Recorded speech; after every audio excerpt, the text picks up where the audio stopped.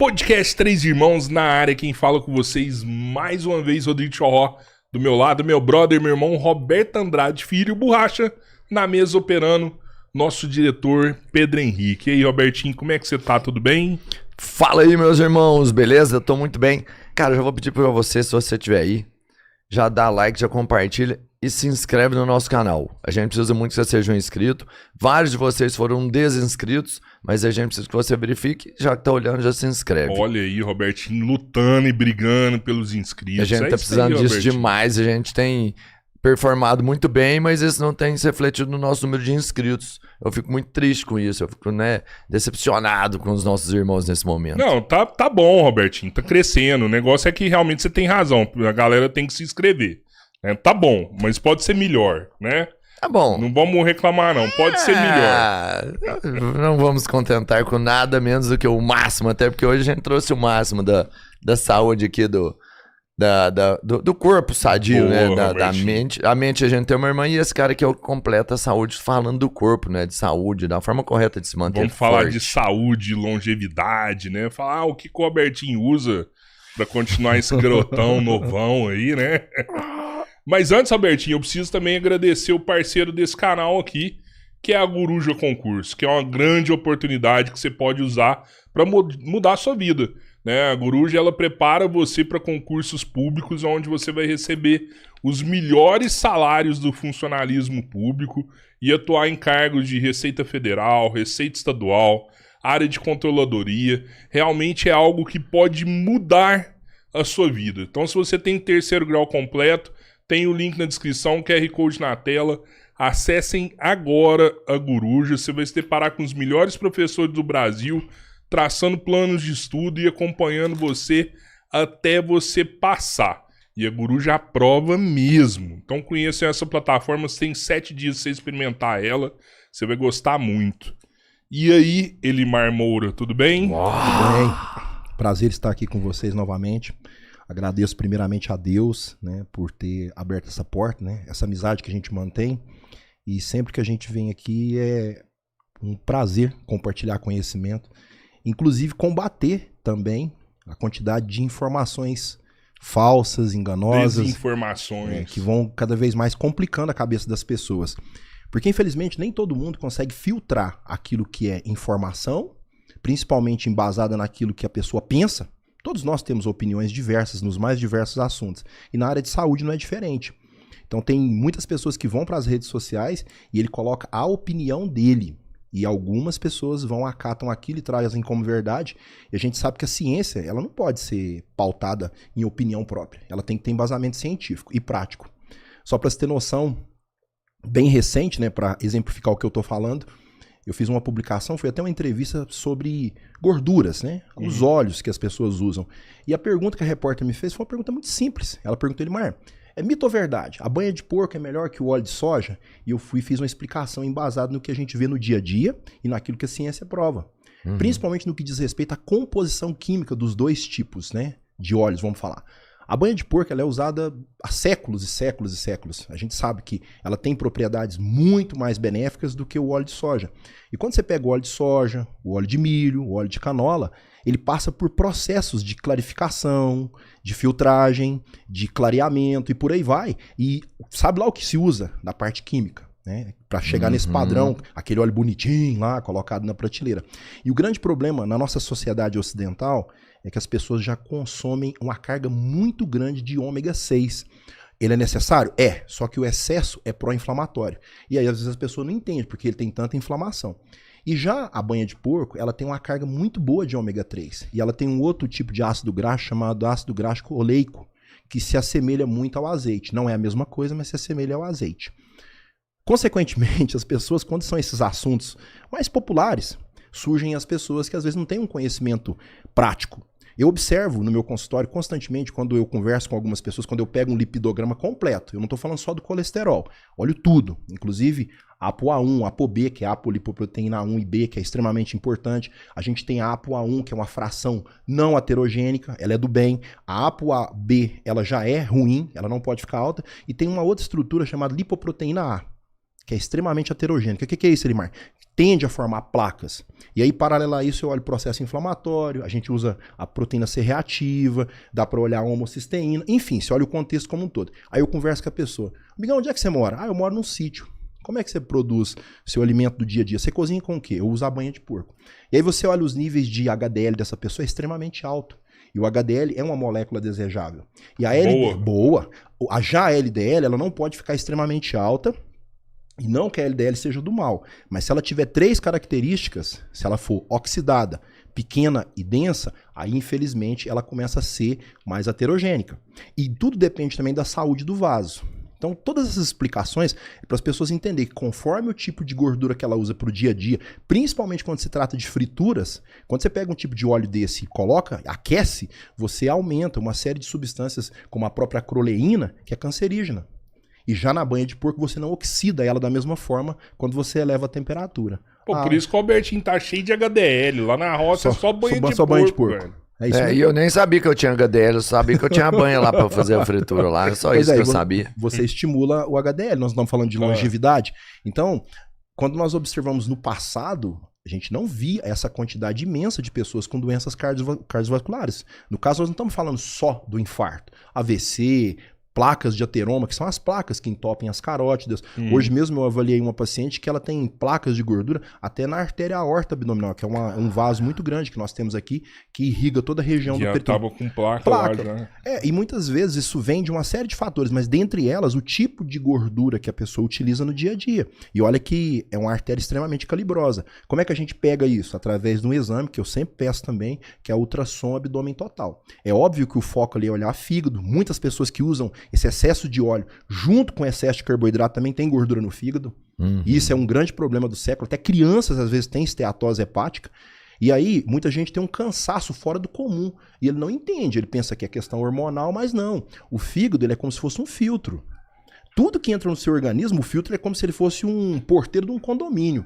Tudo que entra passa por ele. E se esse fígado tá cheio de gordura, às vezes inflamado... Por isso você fica cansadão. Cansado, você tá cheio de toxina. Quando você pensa num carro, o carro não tem filtro de ar, filtro de óleo. Pra quê? Pra que aquilo que tá circulando nas mangueiras ali do carro, né, no ar...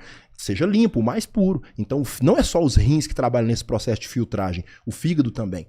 Fora a questão de hormônios que ele modula, que ele ajuda a controlar. Só para você ter uma noção, o nosso intestino também controla, junto com o fígado, o excesso de estradiol. Nós não estamos falando de longevidade? Por que muitas mulheres tendem a ter problemas relacionados ao ovário policístico, tem questão de cistos, de nódulos e até do próprio câncer, porque ela tem uma desordem hormonal no estradiol, porque ela prejudica o fígado e prejudica o intestino. Nós vamos falar de intestino muito hoje aqui, porque é um dos pontos da longevidade, é um assunto que de um tempo para cá que começou a fomentar, as pessoas começaram a valorizar essa questão de entender que determinados quadros de doenças estão relacionados principalmente à questão do seu intestino, né? Olimar, é complicado falar com você, velho. Você é muita informação de uma vez. E daí já surgiram várias perguntas. O Robertinho também já tá com o dedo levantado aqui. Eu tenho certeza que tem várias. Mas eu queria voltar aí. Como que a gente mede essa saúde do vaso, assim? Eu queria entender isso daí. Me explica melhor. Pergunta boa, hein? É sempre assim. Sempre assim, né? Sempre assim. Acho que ele guarda na manga as perguntas. Olha Vocês só. combinam antes, pode falar, Será não é? que combina, não? Olha só. Nós chamamos isso de disfunção endotelial, porque a endotélio é a camada que reveste os vasos sanguíneos. Inclusive, muita gente negligencia isso. Infelizmente, muitos profissionais ainda estão muito presos à questão de achar que porque você coloca os níveis de colesterol ali dentro dos 190, que é o que a maioria dos laboratórios pedem, a pessoa está isenta de ter formação de placas, mas não. A saúde do vaso ela depende de você não ter processos inflamatórios, porque ele tudo começa com pequenas lesões. Vamos imaginar uma situação hipotética. Vamos supor que você passa por uma rodovia e nessa rodovia tem pequenas trincas que não vai atrapalhar em nada, não vai estragar seu carro. Aí você passa, viaja, fica, 30 dias de férias numa praia, por exemplo. Quando você volta, a rodovia está toda estragada, cheia de buraco. Aí porque choveu muito nesse período. Aí eu te faço a seguinte pergunta. Será que esses buracos surgiram só por causa da chuva ou porque a rodovia estava danificada? Assim são nossos vasos. Se você tiver vasos saudáveis, você diminui a probabilidade de adesão de macrófagos, de células esponjosas, que infelizmente carregam processos inflamatórios para essa região. E dentro desse contexto, você vê a presença ali de LDL, oxidada, então você forma essas placas. Então a saúde dos vasos depende disso, de processos inflamatórios e do que você consome. Porque como eu disse, se você tiver uma desproporção muito grande de HDL, que é produto, que é protetor, for muito baixo, e LDL oxidada, pequena e densa, aí você vai ter propensão a formar essas placas. E o grande problema é que pode acontecer duas coisas. Ou essas placas, que elas entram na íntima, né, que é a camada do vaso, ela vai colabar, vai fechar esse vaso por completo, então você pode ter uma isquemia. O que é isquemia? É a ausência de sangue da face superior. Imagina uma rodovia que caiu a ponte, então dali para frente não passa nada. É a mesma coisa. E o grande problema também é essas placas podem formar trombos. E aí esses trombos começam a deslocar. É onde a pessoa tem um AVC e outras doenças. Ô, Limar, quando você começou a explicar aqui, você passa pra gente, fala que o fígado é um aparelho de filtragem que a gente tem e que ele trabalha de certa forma combinado com o intestino. O que eu imaginava era que o intestino que fazia a filtragem pra gente, até porque é ali que a gente vai entregar os nutrientes pro organismo, não é?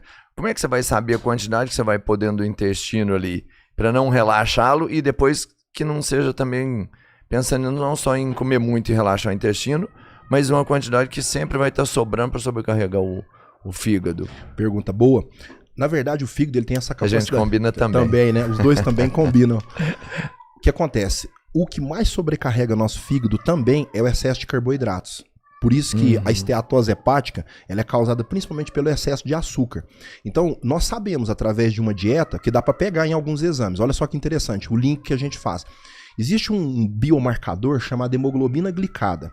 Então, quando a pessoa está com hemoglobina glicada ali na casa de 5,6, 5,7, que é o limite da maioria dos laboratórios, já subentende que essa pessoa tem um certo grau de resistência insulínica. E isso mostra o seguinte, que em alguns momentos do dia essa pessoa está tendo picos. Tem um termo que eu gosto muito dele que fala assim, ó, picoglicou, ou seja, quando você tem picos de açúcar na corrente sanguínea, seja advindos de quem come literalmente doce ou come muito carboidrato, ele tem esses picos. E tem aquela pessoa que constantemente a glicose dele fica alta, então ele começa a glicar essa hemoglobina. E a gente pega isso no exame de sangue. Junto com esse exame, eu também peço sempre um outro, chama frutosamina. A hemoglobina glicada ela fica alterada de 2 a 3 meses, então dá para pegar. Inclusive, ele é um marcador de mentira. Se a pessoa não estiver fazendo dieta, aí uma semana ele começa a fazer certinho e vem, e eu repito os exames, ele vai pegar para trás o que a pessoa estava fazendo de errado. Já a frutosamina é em torno de 2 semanas. Então dá para saber. Aí eu consigo falar, olha, você está comendo carboidrato demais. E aí nesse contexto está tendo sobra. E parte disso ou é armazenado no fígado, ou às vezes pode provocar o que a gente chama de disbiose. Olha que interessante. As bactérias que vivem no nosso intestino, elas dependem da presença de alimentos para elas, que nós chamamos de prebióticos, inclusive muitos deles são de origem vegetal. Nós trouxemos já esse tema aqui outras vezes a respeito de algumas coisas muito radicais. Se você me perguntar, mas você é contra a dieta carnívora? Jamais. Eu só acho que a pessoa, para tomar uma linha de decisão de excluir completamente, porque tem uma linha mais radical, que exclui por completo a presença de vegetais na alimentação, sem a pessoa se autoconhecer. Então vamos imaginar uma pessoa que já tem problemas intestinais, ele já tem disbiose, ele não tem uma parte que eu vou falar daqui a pouco, inclusive, que é as junções estreitas saudáveis. Se ele exclui por completo a presença de fibras, de uma série de alimentos para essas bactérias, ele vai provocar uma desproporção. Aí a pessoa não entende porque ele tem uma dor de cabeça que não sara, porque ele não absorve nutrientes, porque ele tem um intestino que é irregular. Uma hora tá preso, outra hora tá solto, né? A pessoa tem o intestino muito solto, tem diarreia, sem nenhum motivo. Por quê? Porque ele não tem microbiota funcionando a favor dele. E fora a questão das microvilosidades. Então, tudo aquilo que entra em excesso, ou ele pode prejudicar, ou pode armazenar. Mas tem como você saber o que é o excesso? Porque, por exemplo, para você é uma coisa bem simples. Você consegue olhar cada alimento e mensurar o que ele tem de cada elemento. Vamos pensar assim, se for um ovo, ele tem 7 gramas de proteína. Muito bom. Eu preciso de 70 gramas, eu vou comer 10 ovos por dia. E eu vou fazer o que eu preciso sem ter um excesso muito grande e sem causar um déficit. E para a pessoa normal, o que ela tem que comer então para não ficar se fudendo sem saber? Olha só, é aí que entra a avaliação nutricional. Pergunta boa também. Lá a gente consegue fazer um processo que chama anamnese. Na anamnese você faz várias perguntas, você faz uma investigação mesmo. Tem as técnicas para isso. Né? É como se fosse um investigador. E dentro disso a gente também faz o preenchimento do diário. A forma que eu mais gosto são com fotos e escritos. Então, por exemplo, no aplicativo que eu uso, o paciente consegue bater foto de tudo que ele está comendo, só que ele não pode mentir. Quando ele faz com sinceridade, eu consigo mostrar que várias coisas que ele come, às vezes até sem imaginar que são extremamente nocivas, que estão prejudicando. E aí dentro desse contexto a gente consegue dizer, olha, tá vendo? A sua dieta, você tem uma desproporção muito grande de carboidrato e gordura e pouco do que você falou, principalmente proteína. É um dos macronutrientes que as pessoas mais devem, é proteína. É o mais difícil de bater. Você fez uma conta muito interessante, 7 gramas de proteína para cada ovo, comi 10, bati 70 gramas. É mais ou menos assim. Só que a gente precisa de outras fontes. Mas não é tão fácil para as pessoas consumir proteína. Ainda mais esse que você falou. Tem pessoas que têm aversão ao ovo. E eu falo que é um dos melhores alimentos para você consumir, para bater proteína e outros ovo nutrientes. Completo, claro, e a gema ou só uma parte? De preferência completo. O que acontece? Muitas pessoas ainda têm muito medo de consumir gema por conta da quantidade de gordura e de colesterol que tem. De fato tem. Só que o nosso corpo ele trabalha sempre com uma coisa chamada feedback negativo. Como assim? Vamos imaginar que nós conseguíssemos rebaixar a temperatura desse ar-condicionado até 0. Se nós ficássemos aqui e fosse baixando de grau em grau, ia chegar um momento que nós ia começar a tremer. Da mesma forma que se nós fôssemos aumentando a temperatura, nós íamos começar a suar. Então, seu corpo ele responde a estímulo. Se ele percebe que está entrando mais colesterol, principalmente dessa fonte, que é uma fonte saudável, eu não estou falando da batatinha frita, ele não vai estimular mais a produção de colesterol como as pessoas pensam. Eu falo por mim mesmo, que consumo mais de 12 ovos por dia, todos os dias. Só hoje de manhã, numa refeição, foi 8. 8, 10, essa média, numa refeição inteira. E eu tenho outras pessoas que fazem isso, e quando você olha os níveis de HDL é alto. Então a gente joga por terra esse mito, que o ovo em si faz mal. Mas espera aí, de que forma? É o ovo mexido, é o ovo cozido. Agora o cara que vai lá e frita o ovo no óleo de soja, aí já bagunçou tudo. Então muda o contexto. Então o que eu explico para as pessoas, parar de ficar jogando gema fora, principalmente se ele não está numa dieta muito restritiva. Eu comentei até com o tio Ron na hora que eu cheguei, às vezes eu uso a estratégia da clara de ovo em caixinha por ser rápido. Às vezes eu estou no consultório, está muito corrido, eu não tenho tempo de ir lá cozinhar, eu vou lá e tomo um copo de clara. Mas você bebe, não, Lima. peraí. Você bebe, velho. Você pega a clara, então. Você pega a clara de ovo, ela vem porque é transparentezinha, e você toma ela igual um iogurte, sei lá. normal. Ela vem numa... Mas ela é pra isso? Não, ela pode ser usada para fazer omelete, se você quiser, fazer receitas. Entendi. Ela vem numa caixinha, tem várias marcas hoje no mercado, ela fica refrigerada, ela é pasteurizada, ela vem em 1 litro. E ali você pode, se você tiver tempo, dá para fazer mexido. Mas eu uso como uma estratégia que eu chamo de paraquedas. É igual a pessoa que às vezes quer consumir uma barra de proteína. Eu não aconselho a pessoa ficar fazendo isso o tempo todo. Às vezes aquele momento que você não vai conseguir fazer uma refeição sólida, principalmente para quem busca hipertrofia, você pode compensar com algumas estratégias como essa. Qual que é a vantagem da clara pasteurizada? É porque ela está livre de bactérias, né? Principalmente a salmonela, que é uma das pessoas mais tem medo. Mas é uma estratégia. Mas para quem pode fazer uma refeição completa no café da manhã, eu sempre explico, pode consumir o ovo completo sem problema nenhum. Justamente porque a gente tem que pensar não só na proteína, mas existe uma série de substâncias, né, que são muito benéficas na gema, que não pode ser jogado fora. Um delas é a vitamina A, iodo, carotenoides que existe ali dentro, ômega 3. Então, quando você joga fora, você está jogando uma fração não só de proteína, com medo da gordura, mas está jogando uma série de micronutrientes, que não pode ser desprezado, entendeu? O segredo da longevidade é o alimento, até porque a gente vai falar, né, talvez o tema principal seja longevidade. É o alimento que a gente tem ou é a combinação que a gente faz de diversos fatores? Parabéns, é isso mesmo. Bom que você já faz a pergunta e já dá a resposta. É porque eu já conversei muito com o Elimar, você entendeu? Mas antes do Elimar dar a resposta, a gente dá o like na live aí, pelo amor de Deus, né? Olha essa aula aqui no Três Irmãos aqui, e você não dá o like... Dá o like aí, mais tarde a gente vai ler os superchats também. Eu vi que tem superchat aqui do pessoal tirando dúvida, viu, Iris? Mais tarde a gente vai ler seu superchat. Então vamos lá. Respondendo a sua pergunta sobre a questão de longevidade, a gente tem que pensar o seguinte, que longevidade não está atrelado somente à questão de viver muitos anos, né? Porque nós sabemos que tem muitas pessoas que conseguem chegar aos seus 80, 90 anos de idade, até mais que isso, mas tem que ver qual condição que ele chegou. Essa pessoa chegou com a saúde mental plena, raciocinando, lembrando das coisas, a mobilidade, ele anda, ele consegue ir no banheiro, ele consegue fazer o que é o dia a dia, ele tem uma condição física de saúde, então tudo depende. E essa longevidade ela começa agora. E um dos fatores que a gente sempre usa, que é, vamos falar assim, 50% de todo esse processo realmente é a alimentação. Porque tem um ditado, ele é muito simples, que fala assim que nós somos o que nós comemos, de fato. E muitas pessoas se preocupam com o envelhecimento que é da pele, do cabelo, que embranquece, ou que cai, por aí vai. Mas existe um tipo de envelhecimento que é o envelhecimento a nível celular. Inclusive, na estrutura do nosso cromossomo, nós temos uma estrutura chamada telômero. E conforme o jeito que você se alimenta, conforme o jeito que você dorme, a quantidade de horas de sono, REM, que você realmente repousa, o exercício físico e até alguns suplementos e alimentos que são interessantes para esse processo, você freia esse encurtamento telomeral, que é o que chega no final da vida, porque vai replicando, então ele vai encurtando. Então o encurtamento telomeral, ele é um dos indícios do envelhecimento precoce da célula, é onde que a pessoa chega à morte. Agora, outra coisa extremamente importante que eu gosto de explicar é que existem 2 tipos de envelhecimento. Tem um envelhecimento que chama envelhecimento primário. O primário não tem como você correr dele. Do dia que você nasceu, começou a contar seu tempo. É como um carro. Ah, beleza, esse carro aqui foi fabricado em 2023. Então hoje, 2025, ele está com 2 anos ou 1 ano e pouco, dependendo do período que ele foi fabricado. Isso não tem como mudar. Mas conforme o jeito que esse carro foi usado, ele está mais conservado ou menos conservado. Aí nós entramos no envelhecimento secundário. O secundário tem como a gente interferir. Por isso que você vê pessoas, às vezes, com 70 anos de idade, com nível de saúde fora do comum. E você vê pessoas com 40 anos de idade que já morreram. Ele tá vivo, né? Ele tá aqui no planeta Terra, mas já não sonha mais, os hormônios tudo lá embaixo, o camarada apresenta caquexia, ele tem sarcopenia, que é uma perda muito grande dos sarcômeros, né? Que resulta numa perda de massa muscular, a mobilidade prejudicada, a artrite, a artrose, por aí vai. O que é caquexia? Caquético é quando a pessoa está em estado de decadência, porque ele tem uma perca muito grande de massa muscular, os órgãos... É tipo a sarcopenia, então.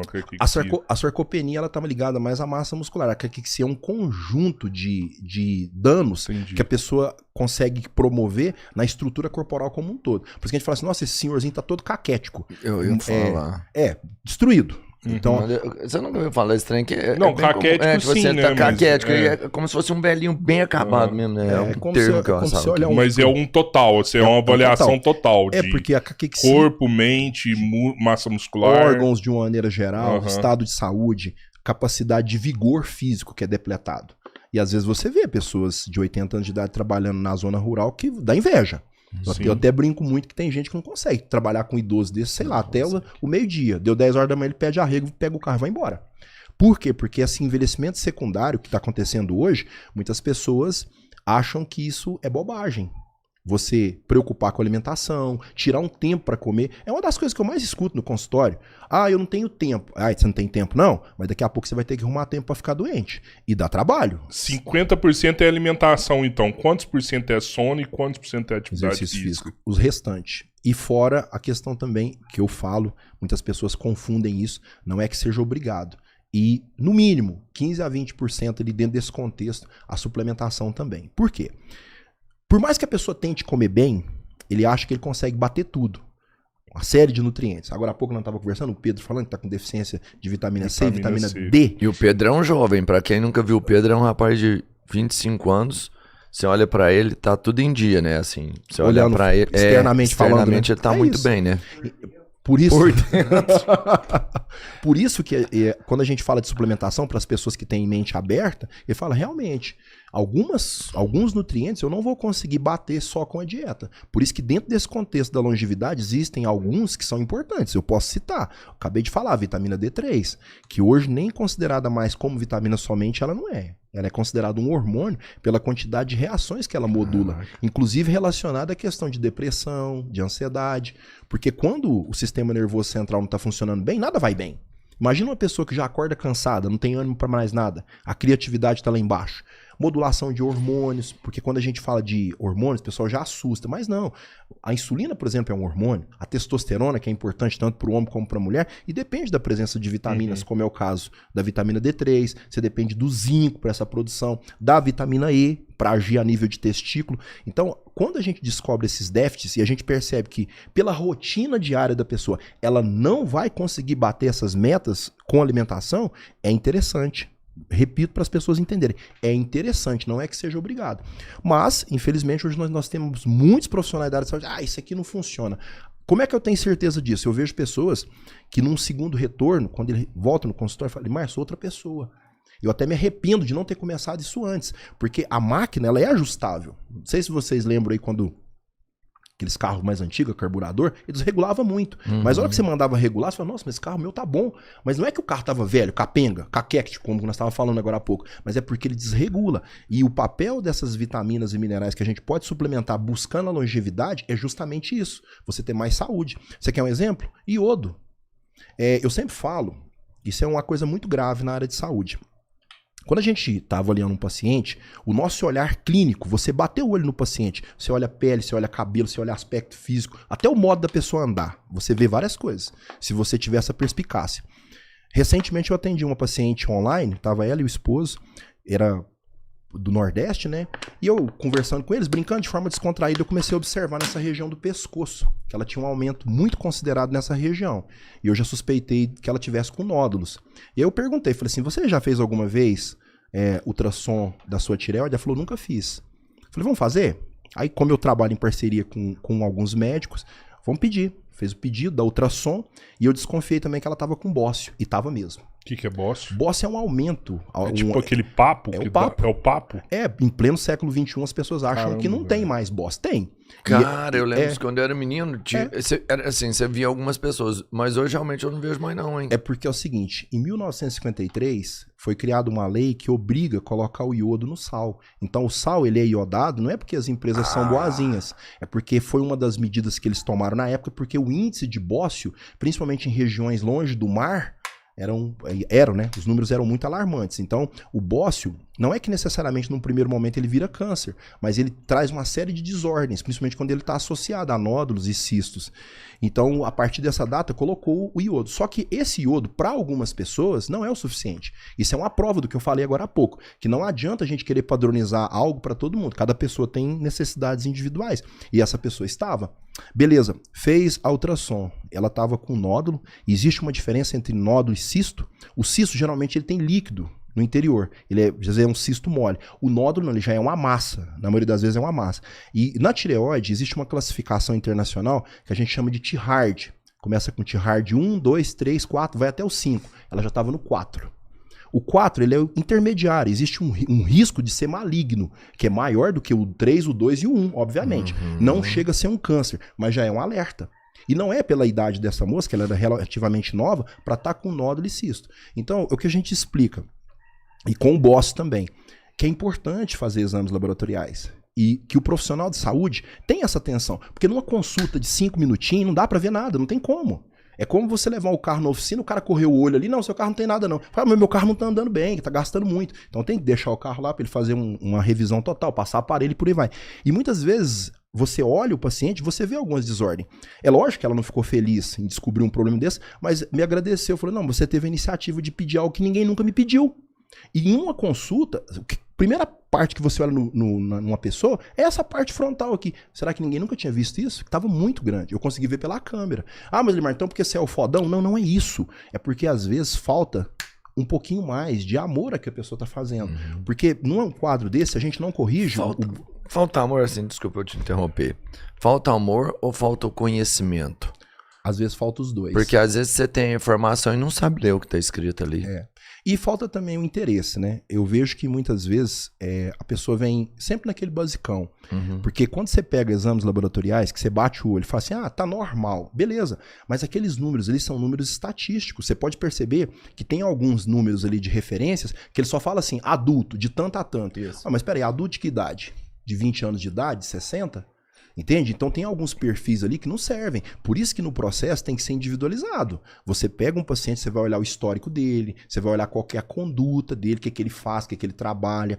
Até a raça dele também interfere. Por exemplo, nós temos características diferentes. O negro, por exemplo, tem muita tendência a ter um quadro chamado talassemia. Ou às vezes anemia falciforme. Isso é genético, isso é da raça. E no Brasil é uma verdadeira mistura. Às vezes eu atendo pessoas que não são necessariamente negras, mas que têm. O que é o talassemia? A talassemia é uma desordem que existe no formato das hemácias, assim como a anemia falciforme. A hemácia não tem um formato discoide, ela muda o formato, então ela não consegue carregar oxigênio. A pessoa tem fraqueza, tem dores, porque... Por que a hemácia é redondinha, né? Eu sei que ela é microscópica, é para passar com facilidade. Agora, se ela tem um formato diferente, porque existem diversas formas dela mudar, não existe só essa forma de foice. A pessoa sente dor para todo lado. E o que pode causar a talassemia? É de ordem genética, geralmente. É genético. Só que tem como você monitorar e tem como você ajudar e essa evitar pessoa. o retardar dela vir. Isso, o agravamento. Por exemplo, quando a pessoa já tem a tendência genética e associada a isso, ele tem deficiência de ferro, ele tem deficiência de vitamina B12, principalmente na forma de metilcobalamina, o ácido fólico. E não assustem, até a vitamina A tem um impacto na produção das hemácias. E inclusive a gente vê isso muito em mulher, por quê? Olha só que interessante. Tudo em nosso corpo é controlado, por isso que a gente fala organismo.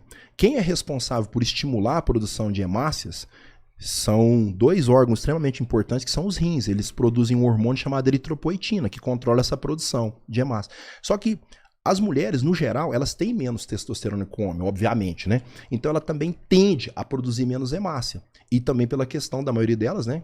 Quando estão em estado normal, ela menstrua. Então, de 28 em 28 dias, em média, ela tem uma perda de fluxo.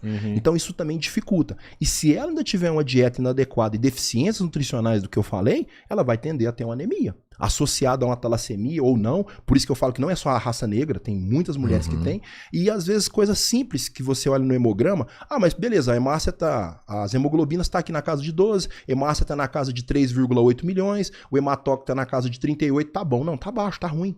Esses 3 primeiros itens aí. E um detalhe, é aquela hora nós falamos sobre encurtamento telomeral. Quando a gente olha na sequência de um hemograma, você tem ali ó, a série vermelha, a série branca, né, que é o leucograma. A palavra leuco significa branco, cito, célula. Então você tem o leucograma, que é seu exército, e por último aqui as plaquetas.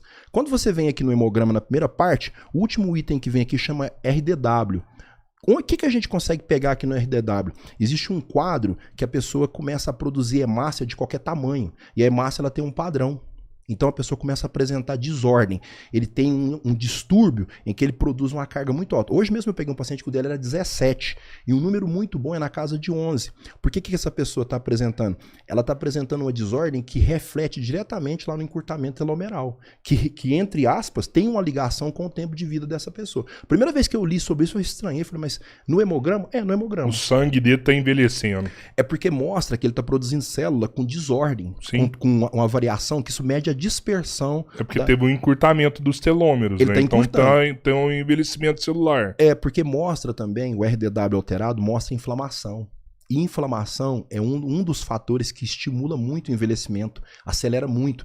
Tem um tipo de inflamação... Essas hemácias disformes, elas inflamam também? Não, é assim, ó, quando o RDW está muito alterado, que a pessoa tem esse distúrbio, ele mostra pra mim que ele tem deficiências nutricionais, porque tá produzindo de qualquer jeito. Vamos imaginar uma pizzaria, tá? E aí, naquele dia, faltou um monte de ingredientes. Então, o pizzaiolo vai trabalhar com o que ele tem. Então, a mesma coisa é nosso corpo. Ele precisa produzir hemácia, mas tá faltando vitamina A, tá faltando vitamina C, que é importante na fixação e absorção de ferro. Falta ferro no organismo, falta vitamina B12, B9. E, infelizmente, ele vai produzir do jeito que dá. Vou produzir, mas vai estar faltando. É, só que tem um porém. Essas duas últimas que eu falei, principalmente a B9 e a B12, que é o ácido fólico, né? Ou metilfolato e a B12, eles têm um impacto lá no DNA. Então, quando a pessoa tem esse quadro exacerbado, que a gente chama de anisocitose, infelizmente ele está mexendo lá no DNA também. Então, esse é um dos grandes problemas. E é coisa simples você pegar no hemograma. E a hemácia sem oxigênio, qual que é a consequência disso no corpo? Fraqueza. Também é fraqueza. Pergunta boa, né? É o seguinte, você já percebeu, não sei se você já teve anemia, quando era criança era comum, né? Uma pobreza danada, né? Você olhava, a mãe olhava assim, tava branquinho aqui dentro por dentro do olho, né? O sangue, ele tem esse tom avermelhado por causa da carga de hemoglobina. O papel da hemoglobina é passar lá no seu pulmão, nos alvéolos, e pegar o oxigênio e carregar por todo o corpo. E os nossos músculos, para você fazer qualquer movimento, ele depende de oxigênio. É óbvio que a gente também trabalha no processo anaeróbico, principalmente quando você está treinando. Mas no dia a dia, nesse momento que nós estamos aqui agora, por exemplo, o que predomina? Metabolismo aeróbico. Então, o consumo de oxigênio ele não é tão alto, mas você precisa da hemoglobina estar carregando oxigênio o tempo todo. Então, isso acontece o tempo todo. A pessoa tem uma fraqueza, um cansaço fora do comum. Ele começa a achar que é a tireoide que está desregulada, ele começa a achar que ele tem déficit hormonal, mas não tem. Ele tem uma anemia. Por isso que eu falo que a pessoa está com 12 ali de hemoglobina, mas não necessariamente precisa chegar a 11, 10. Ele já tem sintomas. Então, muito deu louco anemia, porque- deu anemia é o quê? Eu vou lá e como um pedaço de fígado? O fígado é um dos alimentos muito É ricos isso em- mesmo? Que eu lembro Joga um quando eu, prego no feijão. quando eu era Antigamente- menino, minha mãe era esse teste mesmo. Não, deixa eu ver aqui. Eu olhava assim, tal, eu brancava, não, vou ter que comer um pedaço de fígado ali pra salvar o menino. Muitas vezes até batia o fígado cru, não sei se vocês chegaram a tomar isso. Não, não não, chegou nesse esse nível. cru igual o ovo você faz, não. Era Você passava tomou ali esse com trem? cebolinha. Ué, como é que não tomava? Você apanhava e sua mãe... Mas até hoje você consome isso aí, fígado cru? mais. Cara. Isso era porque assim, o pessoal antigamente fazia muitas Era. coisas de forma empírica, mas não era na maldade. Não é. Porque achava que você consumindo ele cru, você tinha uma melhor absorção, mas não necessariamente, não tem problema. Não, mas tinha umas coisas que era maldade mesmo. Você chegou a tomar aquela manteiga de galinha? Uma colherzinha, né? Isso. Pra limpar Não. o peito, né? Aquilo era pura maldade, que lá não servia pra nada, não. Não, mas mas você tomou esse cê- negócio, cabeleiro? Tudo é observação, Robertinho. Tem resultado Nossa, e não depois você tinha, não. estuda Não e tinha, não. explica. Cê O quer- Elimar vai te Cê- explicar agora. Você quer por ver que pior? funcionava. Tomar criolina, hein? Você não chegou a tomar Não, criolina? criolina não. Pra matar o piolho? Não, pra tomar mesmo. Tomava 2 gotinhas, disse que era pra matar a verme. Caralho, Tô velho. falando, rapaz, antigamente os meninos não morriam porque era Essa Deus não mesmo. morria, não. Eu era louco, meu. O Elimar, é muito louco, né? Porque, assim, tudo tem que ser investigado. Porque, é fraqueza. A gente começou o episódio falando que fraqueza pode ser uma esteatose hepática, que você vai ficar com o corpo fraco por conta do esteatose, né? Mas aí também tem a produção de hemácia aí sem oxigênio, que também dá fraqueza, né? Então tudo Saber de onde vem a fraqueza. é a importância de você investigar mesmo a fundo pra entender seu corpo, né? Olha que colocação interessante você fez. Por isso que tem pessoas que às vezes ele padece muito tempo. Existem pessoas que chegam no meu consultório e eu não estou inventando isso. Alguns levam fotos e alguns levam a sacola mesmo, de uma série de remédios que ele toma para uma série de quadros, comorbidades, doenças que ele tem. E quando a gente faz uma análise metabólica, aquilo que deveria ter sido feito, que é a base, corrigir a parte nutricional, a pessoa não faz. E o que é pior, tem pessoa que ele acha caro investir R$70 numa vitamina, R$100 que seja, que vai durar aí 3, 4 meses, dependendo, né, uma vitamina, ele acha caro. Mas ele não acha caro, às vezes, investir R$400, R$500 num remédio. E aí, o que a gente mostra pra essa pessoa? Fala, fulano, mesmo você tomando tudo isso aqui de medicação, você ainda continua doente, porque você não tem energia, você não tem libido.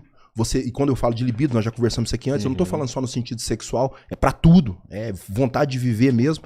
E aí, Vitalidade, fala assim, né? vamos mudar esse contexto? Beleza, vamos passar a consumir alguns alimentos que você não consome, que às vezes a pessoa tem uma certa aversão. E eu sempre falo que o adulto, ele tem que parar com essa mania de agir como crianças. Eu já vi pessoas que passam por lá que, eu não gosto disso, isso aqui eu não como. Fala, meu querido, nós já não estamos mais nessa fase de ficar escolhendo demais, porque déficits nutricionais que prolongam por muito tempo, lá no final, combina com doença. Isso é fato. A conta Isso chega. a conta chega, é igual um cartão de crédito. O cara viaja pra praia, passa lá uma porção de camarão, 200 conto, opa, passa cartão, e não sei mais o que. Quando ele volta pra casa dele, que chega a fatura, ele assusta. Assim são esses déficits. E em algumas situações, há necessidade de suplementar aquilo que tá faltando. Como você falou, por exemplo, da questão de cansaço.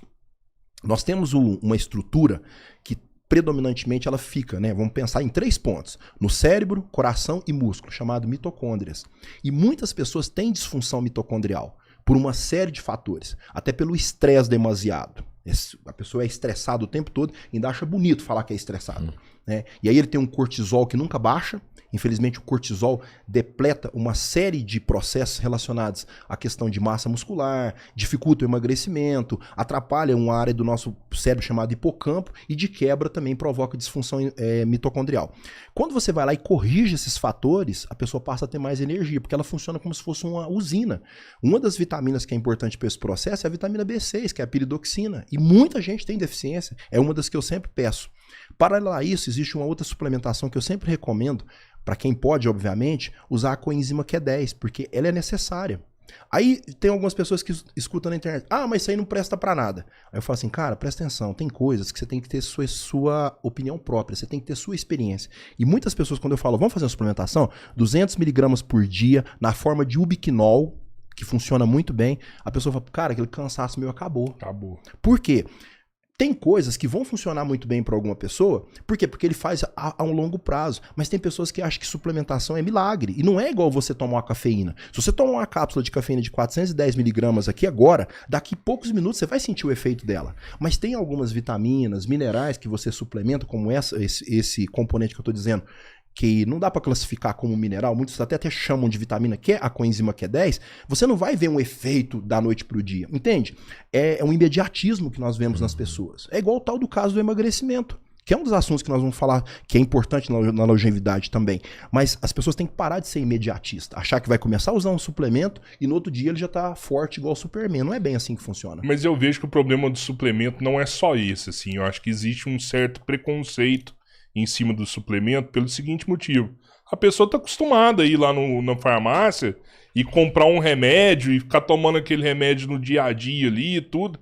Mas a hora que ela olha para um suplemento, eu pego, por exemplo, comigo a creatina, né? Quando eu comprei a creatina pela primeira vez, que eu devia ter isso há 25 anos atrás, eu guardava isso lá em casa e achava que era bomba, sabe? Tipo assim, ó, vou tomar uma colherzinha aqui, não posso tomar mais, porque senão vou ficar forte demais. Vou inchar demais. Vou ganhar 3 quilos aqui e tal, e achava que ia ficar muito forte, né? Hoje, cara, minha sogra consome creatina. Minha esposa consome creatina todo dia. E é excelente, mas as pessoas não têm esse conhecimento, né? As pessoas ainda olham para suplementação e acham que é uma parada de academia, de bodybuilder, de ficar muito forte, né? De às vezes tirar ela do fisiológico. Eu vou tomar isso aqui, vou sair do fisiológico. Parabéns pela sua visão, e é isso mesmo. Inclusive, das classes dos suplementos, a creatina é uma das mais mal compreendidas. Até hoje, infelizmente, mesmo nós estamos aí em pleno 2025, ainda tem pessoas que ainda carregam esse estigma, parte dele culpa de alguns profissionais da área de saúde que falam besteiras, e falaram muito, e essa história ela começou principalmente em 1992, nas Olimpíadas de Barcelona. Vários atletas relataram estar usando a creatina, né, e como eles estavam sendo vencedores em várias modalidades, isso na mídia, então as pessoas começaram a achar justamente isso. Nossa, a creatina é o super suplemento. E aí começaram a fazer alguns estudos muito mal feitos em cima de pessoas que às vezes já tinham algumas comorbidades relacionadas à parte renal, que foi onde surgiu esse mito que creatina detona os rins. E não é bem assim. Para você ter noção, nós produzimos creatina. A palavra creia significa carne, no sentido de músculo. Então, pessoas que já têm uma compleição física maior, ele tem níveis maiores de creatinina. Então, foi daí que surgiu essa ideia, porque a creatinina é um lixo metabólico que a gente excreta, e quem é responsável por remover isso são os rins.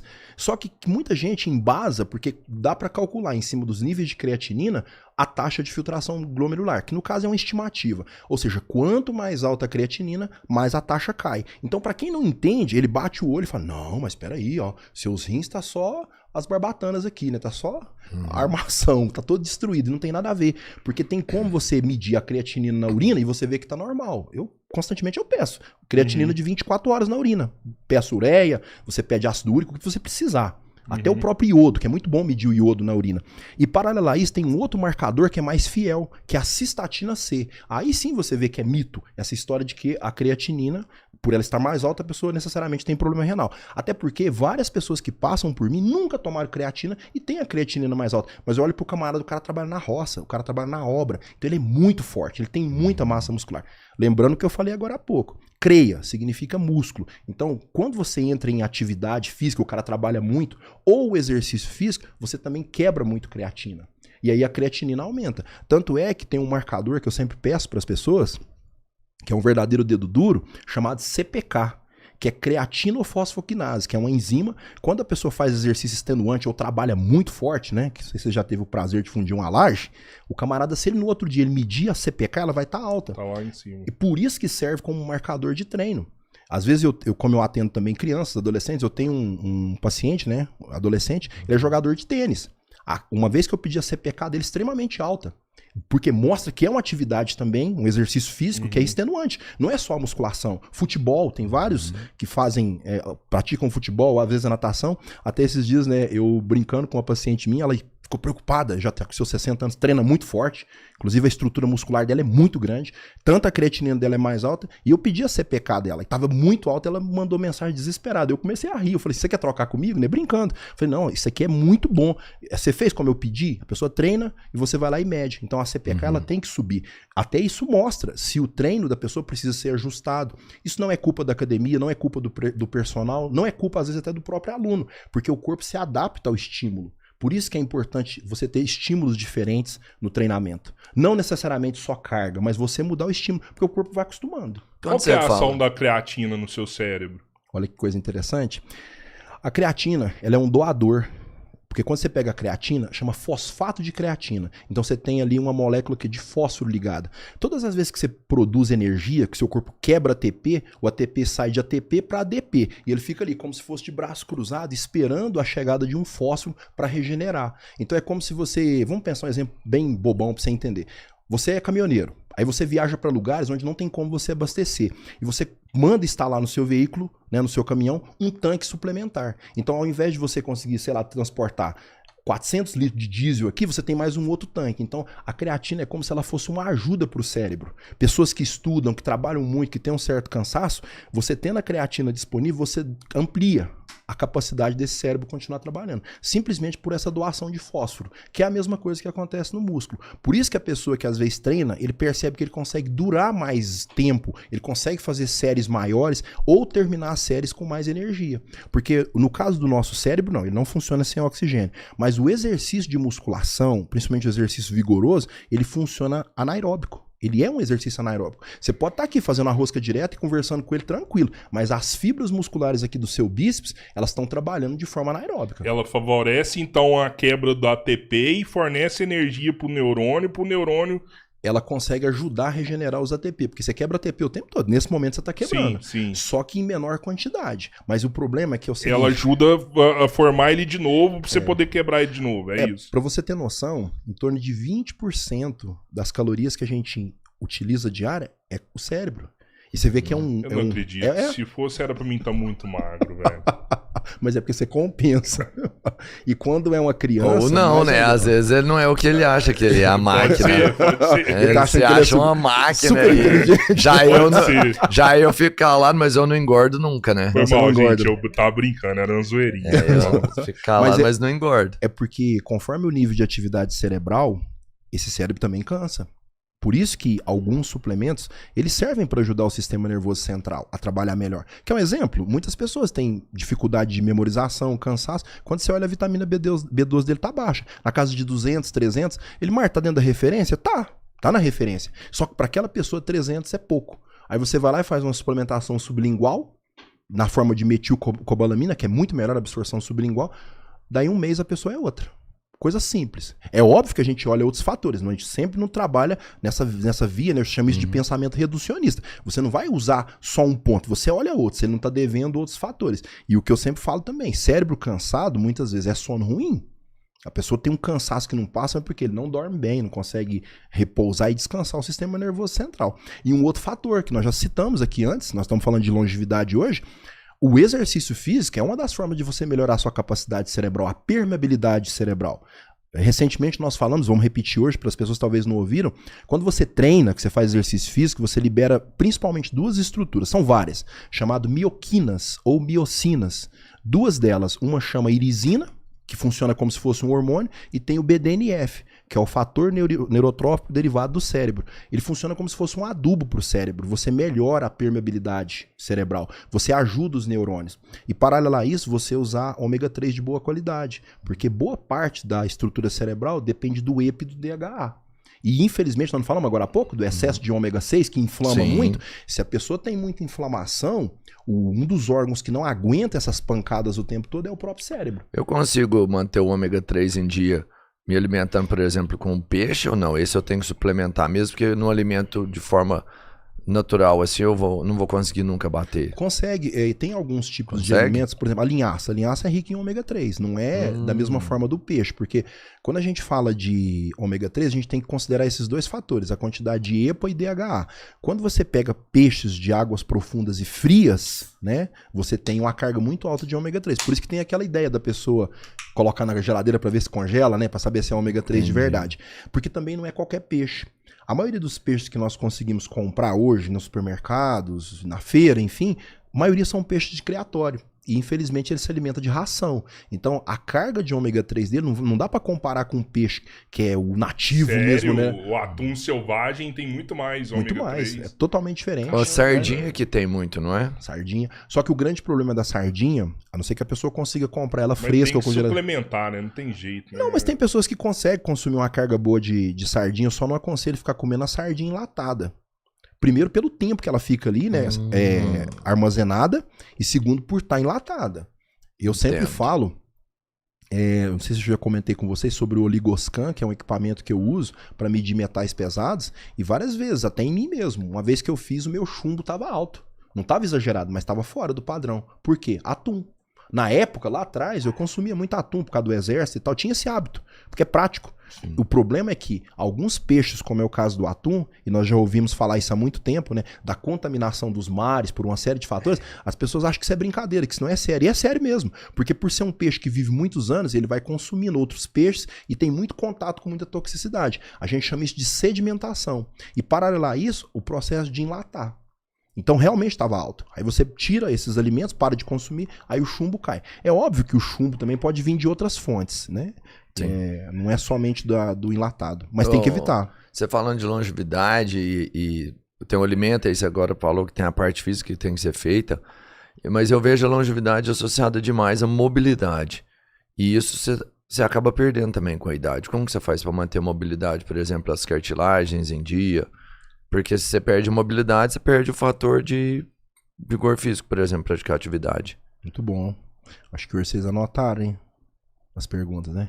Eu tô querendo te encantar, Elimar. Vamos ver. Eu vou chegar uma hora que o Elimar não vai conseguir responder. O gás calórico hoje tá altíssimo. Muito bom. Vai chegar uma hora que o Elimar não vai conseguir responder uma pergunta. Galera, quase 200 pessoas acompanhando ao vivo aí. Antes do Elimar responder, vai lá, velho. Dá o like aí, pô. Respondendo a sua pergunta sobre a questão de mobilidade, um dos grandes problemas até hoje são as pessoas acharem que exercício físico é luxo, e não é. Quando nós falamos de aparelho locomotor, nós pensamos numa série de estruturas. Nós temos o sistema ósseo, que é como se fosse um prédio, mas você tem toda a estrutura muscular que compõe esse prédio, que nós somos como se fosse um prédio em pé. E ali você tem os ligamentos, você tem os tendões, você tem as articulações. Uma das ferramentas mais importantes é o exercício físico, principalmente o exercício vigoroso, para quem pode. Porque, como nós falamos, às vezes a pessoa compara duas pessoas com a mesma idade, você vê que um senhorzinho lá, que trabalha na roça ou trabalha na obra, igual esses dias eu conversando com um senhor de 70 anos, eu brinquei com ele, falei, não, esse certidão de nascimento do senhor tá errado, não tá não? Porque ele trabalhava de pedreiro, ele falou assim, não, eu tô vindo de consertar um piso que eu fiz há 30 anos atrás, inteiraço. Isso você vê o nível de humor dele. Por quê? Porque mesmo que ele não consiga ir para uma academia, o dia a dia dele tem o quê? O componente movimento. E o movimento, às vezes, fazendo um trabalho com carga, porque hora ou outra ele vai carregar a carga. E o que as pessoas pensam? Ah, não, esse negócio de musculação é bobagem. Tem pessoas que têm uma aversão. E eu não estou dizendo que a musculação seja o único exercício, mas é um dos principais. Por quê? Você tem um aumento da capacidade de força. Porque quando a gente fala de longevidade, força não é bobagem. Para você levantar de uma cama, levantar de um sofá, você subir uma escada, fazer coisas simples que, graças a Deus, na nossa idade, a gente consegue. Mas quando a pessoa vai envelhecendo, ele vai desaprendendo. Então, não só o exercício de musculação, que é o exercício de força, mas também exercício aeróbico. A pessoa que pode correr, que corra, se não pode correr, que você caminhe, porque um dos problemas da mobilidade é a pessoa desaprender. E hoje, infelizmente, está começando na infância, porque nós sabemos que uma das coisas que as crianças e os jovens fazem muito é mexer em celular. Quando nós éramos crianças, os nossos entretenimentos, nós estamos falando de longevidade não começa lá na frente, ela começa aqui atrás. As brincadeiras envolviam movimento. Era pique-pega, era pique-esconder, era brincar de bola na rua, era você subir no árvore para apanhar uma fruta. Então tudo isso ensinava uma coisa chamada inteligência muscular. Você saber fazer movimentos. Agora imagina uma pessoa que a vida inteira, criança, só celular, aí ele tá na fase escolar, é o dia inteiro sentado, vai pra escola, faculdade, aí depois ele, sei lá, presta um concurso público que fica o dia inteiro sentado, ele pode esperar, quando ele for idoso, ele não vai chegar. Às vezes, uma idade muito baixa, ele não vai ter força, não vai ter mobilidade, dor para todo lado, as articulações inflamam muito, até mesmo por falta de uso. Pega uma bicicleta e deixa na chuva para você ver, depois de um mês, como é que ela vai estar. Então, quando a gente fala de mobilidade, é desde a infância. Por isso que, para quem está nos ouvindo, se você puder, coloque seu filho para fazer exercício físico. Porque eu vejo muita resistência quando a pessoa está na fase adulta, porque o exercício físico para ela parece um elefante branco. A pessoa acha aquilo um absurdo, ele ir para uma academia, ficar ali numa sessão de treino, porque hoje tudo também é muito rápido, é uma dopamina rápida. O cara fica ali nas redes sociais, ali segundo. Ele não aguenta ficar ali 50 minutos, uma hora fazendo um treino. E isso é importante. Outro detalhe, quando a pessoa tem um exercício físico constante, ele também melhora muito o gasto calórico. Ele ensina o corpo dele a oxidar gordura e manter massa muscular. Caramba, será que o paladar infantil vai virar uma preguiça infantil também, assim? Mas já existe. Hoje, infelizmente, essa questão da pessoa não conseguir pôr o corpo para trabalhar, quando ele chega na idade adulta, eu não tô falando de idosos, não, tô falando de jovens mesmo. Detestam o exercício físico. Já começa na escola. Hoje, a educação física não é obrigatória. Sério? Não. A pessoa não é obrigada, criança não é obrigada a fazer. Então, por isso que nós... Não é obrigado a nada. Caraca, Hoje, mano. não, O moleque faz que a melhor matéria que tinha era educação física, mano. Era melhor.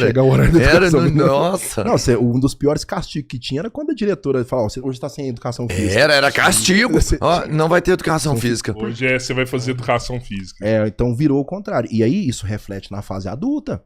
E um grande problema que as pessoas às vezes não entendem. Quando você tem exercício físico, você libera uma série de neurotransmissores do bem. Um deles é a serotonina, que traz alegria.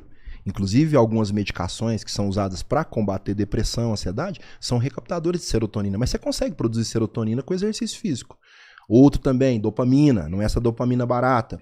Endorfinas, existe uma classe imensa de endorfinas que a pessoa consegue liberar. Você tocou num ponto importantíssimo e está relacionado com o superchat que o Marcos mandou aqui.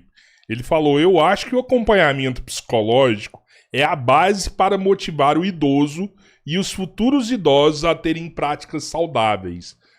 Eu queria ouvir sua opinião, porque sim, na minha opinião, o acompanhamento psicológico é importante. Mas se você já trabalha isso desde cedo, essa atividade física, lá na frente você evita de ter necessidade de passar por essa etapa para fazer essa reintegração. Né? O acompanhamento psicológico ele vai te jogar em algo que nunca fez parte da sua vida. É isso mesmo? Me fala aí. Colocação boa que você fez, você praticamente já respondeu. É isso mesmo. Imagina você tentar ensinar um adulto a nadar que tem medo de água. É muito mais difícil. Quando você pega o bebezinho ali pequenininho, põe ele na água, ele vai fazer natação, depois ele toma gosto, e ele pratica a natação como esporte mesmo, às vezes chega até a competir, ele migra para outros esportes. Nós observamos isso. Então, o grande problema é que a pessoa não foi ensinada. É isso que ele falou? Faz sentido sim, é importante. Só que é muito difícil você conseguir tirar estigmas da cabeça de uma pessoa idosa. Nós não estávamos falando agora há pouco sobre suplemento? Tem gente que ele olha, né, com um olhar de remédio, de que vai fazer mal, né, e tal. A mesma coisa é o exercício físico. Tem pessoa que tem medo, ele acha que ele vai lesionar, ele acha que vai machucar. E o exercício físico, depois de um certo nível que você faz ao longo da vida, isso eu posso provar de mim mesmo, e quem faz, que está nos ouvindo, sabe que eu não estou falando besteira. Ele é viciante, mas não é um vício como um vício no cigarro, na bebida. Ele é um vício porque o seu corpo te cobra. Quando você falta um dia, 2 na academia, parece que tem alguma coisa ali que não tá legal. E aí você vai pro exercício físico. Nós vemos vários vídeos aí, principalmente na China, né? Daqui a pouco vocês estarão lá, Verdade. De idosos fazendo manobras, às vezes barra fixa e uma série de coisas. Por quê? Porque o exercício físico faz parte. Tem alguns países que isso é incentivado. Né? Agora, quando deixa isso à deriva, é muito mais difícil na fase adulta, porque ele não vai entender. Nós falamos agora há pouco, né? Que muita gente ainda pensa que a musculação é pro cara ficar fortão. Não, não é. Muitas pessoas que buscam hoje o exercício físico, a nutrição, a suplementação, não é mais com esse cunho estético, e sim da saúde. Ô, Elimar, e esse cara igual? Meu pai é esse cara. Meu pai, assim, nada vai colocar meu pai na academia. Porque ele acha que a academia é o lugar do bombadão e tal. Cara, não consigo tirar isso da mente dele. Mas o que ele pode fazer em casa? O que ele pode fazer no dia a dia que substituiria a academia? Dá pra fazer algo nesse sentido? Tem. Hoje, inclusive, tem vários personagens que trabalham com vendas de produtos digitais, tudo filmado ali bonitinho, com exercício com o próprio corpo. É como se fosse uma calistenia, mas não é essa calistenia da pessoa se de pendurar em pô, não é isso. É calistenia no sentido de usar o próprio corpo para movimentos, com coisas simples. E aí, quando pode a pessoa investir, ele investe em alguns equipamentos, alguns halteres, elásticos, dá para fazer muita coisa em casa. Porque eu te entendi, tem pessoas que o ambiente da academia ele é hostil para ele, ele não quer ir naquele ambiente, às vezes ele se sente incomodado. Principalmente quando a pessoa, não é o caso do seu sogro, mas quando a gente vê que a pessoa tá acima do peso, tá obesa, até por falta de acolhimento de pessoas da própria academia. E não achar roupa que vai deixar ele igual todo mundo ali isso. dentro. Não, É só usar AlphaCo. Não, aí dá certo. E dentro desse contexto da refuta, ainda infelizmente tem muitos profissionais da área de saúde que dentro da academia ele não acolhe essa pessoa, aquela pessoa que é mais obesa, aquele senhorzinho, ele se sente perdido ali naquele meio. E deveria ser o contrário. Às vezes o cara dá muita atenção pra menininha bonitinha ali, mas esse outro aluno, que paga o mesmo valor da mensalidade, ele não recebe essa atenção. Isso é uma queixa comum da maioria das pessoas. E aí o que ele faz? Ele abandona. Por isso que é interessante a pessoa escolher bem, principalmente os parentes. Vamos supor, se você resolver colocar seu pai para treinar, que ele vá para um lugar que seja acolhedor. Hoje existem os famosos estúdios que também têm uma atenção melhor, então aquela pessoa vai se sentir acolhida. É a mesma coisa de você pensar num restaurante, meu irmão. Se você for num restaurante e for maltratado, ou em qualquer outro lugar, numa oficina mecânica, você nunca mais volta lá. Então não é diferente no ambiente de academia. Infelizmente, tem alguns lugares que a pessoa vai uma vez. Se ele traumatizar, ele nunca mais quer voltar. Eu já ouvi de pacientes, às vezes obesa, né? Tava na esteira e o instrutor foi falar uma besteira pra ela. Ela, lógico, também tem a questão do pensamento da pessoa. Nunca mais quis treinar. Eu sei que isso não é justificativa, mas a gente tem que tomar muito cuidado, porque eu falo isso muito. Lá no meu consultório, muitas pessoas nos procuram. Ele não procura só por causa da técnica, da nutrição, de uma dieta. Ele quer um acolhimento. Ele quer sentir que tem alguém apoiando. Né? E lá existe essa parte também do apoio psicológico. Quando você conversa com a pessoa e encoraja, ela consegue. Só para você ter uma noção, quando eu era militar do Exército, muitas vezes nós íamos fazer algumas atividades, por exemplo, na água. Porque eu servi na Amazônia, então o soldado ele tem que saber se lidar com a água. A gente chama de dominar o meio líquido. Porque uma embarcação pode tombar, às vezes ele tem que fazer uma travessia do curso d'água e é completo. É com mochila, com fuzil, com tudo. Então não é que ele vai nadar igual um atleta, mas ele tem que conseguir fazer uma transposição. Muitas vezes o cara tinha medo e nós tínhamos que começar da estaca zero, ensinar a natação mesmo pra ele. E tinha medo. Então quando ele sentia que tinha uma firmeza, em vez de você ficar gritando ali com o soldado, tocando terror na cabeça dele, você ensinava a técnica, em pouco tempo ele progredia. E às vezes no final do ano o cara até te agradecer, falando, sargento, eu não sabia nada de água, hoje eu consigo, eu não vou morrer afogado mais. Às vezes alguma atividade de altura, um rapel, por exemplo, o cara tem medo de altura, chega na beira da plataforma e não consegue descer, aí você vai ensinando com calma. Então, no contexto da academia é a mesma coisa. Então não teria, assim, levando para essa linha de raciocínio, onde o cara se vê frustrado, com medo de entrar nesse ambiente, uma preparação, sei lá, ele começar com um Pilates, por exemplo. Top. Justamente por isso, porque o Pilates ele não é feito num ambiente, vamos dizer assim, de muitas pessoas. Isso. E é uma atenção ali direcionada. E o Pilates ele é interessante até pra nós. Sério? Sim. Dá pra me ficar igual você assim, se eu fizer Pilates? Você faz? Ele entra como um complemento, porque o Pilates ele é muito interessante para melhorar o que você falou, questão de mobilidade, flexibilidade. Existem pessoas que com o passar do tempo ele vai empenando todinho. Por quê? Porque a musculatura não é trabalhada, sente muita dor, alongamento muito ruim e de quebra também consegue uma hipertrofia, porque para quem vê os movimentos, parece que é fácil, mas não é. O duro que não é tão acessível, né? Tipo, academia hoje é uma parada cara. Você não tem academia de menos de R$100 hoje. Tem na praça, mano. Né? Pois é, e é por isso que é a pergunta. O que a pessoa que não tem recurso, como que ela pode fazer isso? Então vamos lá, vamos pensar naquela pessoa zero recurso. Zero recurso. No YouTube tem muitos profissionais que distribuem esse conhecimento. Então hoje a maioria das pessoas tem um telefone e aí ele consegue acessar a internet. Tem pessoas ali dando aula, explicando. Na pandemia isso foi muito comum isso, né? E dá pra fazer. Agora, se vamos pensar um extremo, Chorró, no mínimo uma caminhada. Já é alguma coisa, já é um movimento, principalmente aqui em Araguari tem um parque, não tem? Tem, o Parque das Águas aqui ficou fantástico. Fica muito bom, a pessoa esparece a cabeça, ele vai fazer movimento. Agora, vamos ser sinceros também, tem pessoas que ele acha caro às vezes investir esse valor numa academia. Eu até vim conversando com meu filho pra cá, eu falei assim, cara, é muito barato se você parar pra pensar, dentro de um contexto, conforme a academia. O cara paga lá, sei lá, 130, 140 reais. E tem academia que funciona de domingo a domingo. Se você dividir isso por dia, é muito barato pra questão da saúde. Você me entende o que eu tô falando? Eu não tô falando barato em termos financeiros. Eu falo pelos benefícios que isso vai trazer no futuro. A economia que vai te gerar de medicamento, de hospital, sabe? Você ter qualidade de vida. Você fez uma colocação muito interessante, eu vou puxar um gancho do que você falou sobre questão de medicação. Alguns meses atrás eu me associei à Sociedade Brasileira de Diabetes. Hoje eu sou membro da Sociedade Brasileira de Diabetes E é um dos quadros que eu mais atendo a nível Brasil, tá? E tem gente que é diabético que nem sabe. Existe uma ferramenta muito interessante, inclusive foi tema do nosso TCC, né? Graças a Deus eu terminei o curso de Educação Física agora, que foi justamente o uso do exercício físico como ferramenta para poder jogar os níveis de glicose no nível adequado, para quem tem resistência insulínica ou diabetes. Por que isso funciona? Nós temos vias alternativas.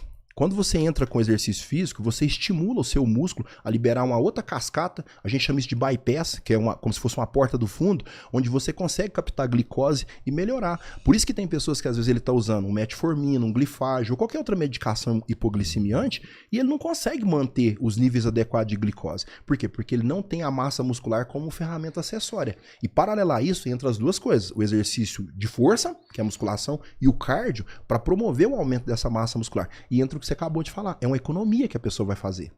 E muitas vezes ele continua, mesmo tomando a medicação, ele continua glicando, ele continua perdendo a visão, ele continua forçando o sistema renal. Só para vocês entenderem, os rins é como se fosse Batman e Robin, ele com o coração. Quando a pessoa consegue danificar os rins, automaticamente ele atrapalha todo o sistema. Porque quem controla a quantidade de água que está circulando, que interfere diretamente na pressão, na liberação de alguns hormônios, como é o caso da aldosterona, são os rins. E a pessoa que tem esse quadro de diabetes ou resistência insulínica que não se preocupa, não esquenta a cabeça, futuramente ele pode ter problema de coração também. Que pressão alta também, se você não se preocupar, você pode perder seus rins, né? Pode perder os rins, você pode ter um AVC. Oi, que Edmar. Pois não? E o velho que já desistiu de tudo, assim, o cara que você vai falar com ele fala, não, eu já tô velho, eu não tô afim de fazer isso, já passei da idade.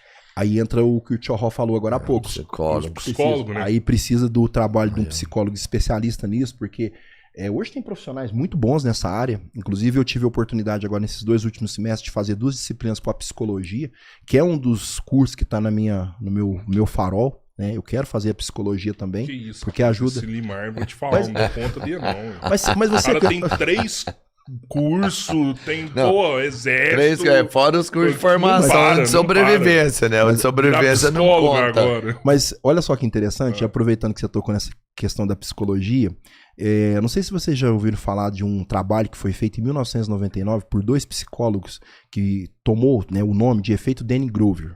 Foram 2 psicólogos que fizeram um trabalho, você já deve ter ouvido falar, onde eles concluíram o seguinte, que tem pessoas que quanto mais incompetente ele é, mais ele se julga competente sobre determinado assunto. E eles também observaram outro viés, que pessoas muito competentes acham que não são competentes o suficiente, e quem usa isso de forma correta, ele sempre está buscando mais conhecimento. Né? Então vamos imaginar nessa área de saúde. Às vezes o cara vai ali, assiste 2, 3 vídeos e acha que é especialista. E vai pra internet e fala um monte de besteira. Porque ele tem um monte de seguidores e por aí vai. Porque ele se julga muito competente para aquilo. E já tem gente que estuda, e você acha, cara, eu não sei nada. Eu falo assim, com toda sinceridade. Às vezes eu vou para alguns congressos, às vezes eu compro alguns livros, ou tô fazendo algum curso, aí eu começo a olhar e falo assim, cara, eu não sei nada. Porque você vê que é muito profundo. Quanto mais eu sei, só sei que nada eu sei. É mais ou menos igual o camarada que às vezes ele nada na piscina e acha que é bom, aí ele pula no mar, morre afogado. Ou num rio, porque são coisas diferentes. E o que nós estamos vendo hoje, nós falamos isso no início, é muita gente falando besteira na internet, justamente porque ele tem um conhecimento raso sobre certos assuntos. E nós não falamos logo no início que a nutrição ela é uma ferramenta para você trabalhar com fisiopatologia. Que eu falei para vocês alguns casos que eu contei aqui, tudo isso tem a ver, você tem que entender de doença, entender qual que é o mecanismo, como é que funciona, você pegar um exame laboratorial e entender por que isso aqui está alterado, como é que eu faço para corrigir isso aqui, por que está por trás, porque nem sempre você olha ali algo que está normal, mas você tem que olhar sinais e sintomas. Então por isso que o conhecimento nunca para. E como eu falei, a psicologia ela é uma área muito interessante porque tem quadros que a pessoa precisa trabalhar primeiramente.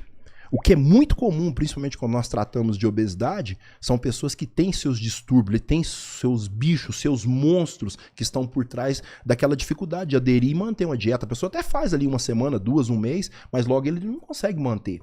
E por isso que a psicologia ela traz algumas ferramentas para ajudar nesse processo. Dá pra você recuperar o seu rim, assim, se ele estiver pifando? Olha que interessante. Nós temos umas unidades, são milhões delas, que são os néfrons. Depende de como que essa pessoa lesionou os néfrons. Você quer ver um detalhe que lesiona muito? A baixa hidratação. Hoje, muitas pessoas falam assim, eu tenho, vamos dizer assim, constantemente tem cálculos renais, né? Que são as famosas pedras. Mas isso aqui é genético. Não, às vezes não é genético, é porque a família dele também lá pra trás não se hidratava, né? Vocês já estão aproveitando e hidratando, né?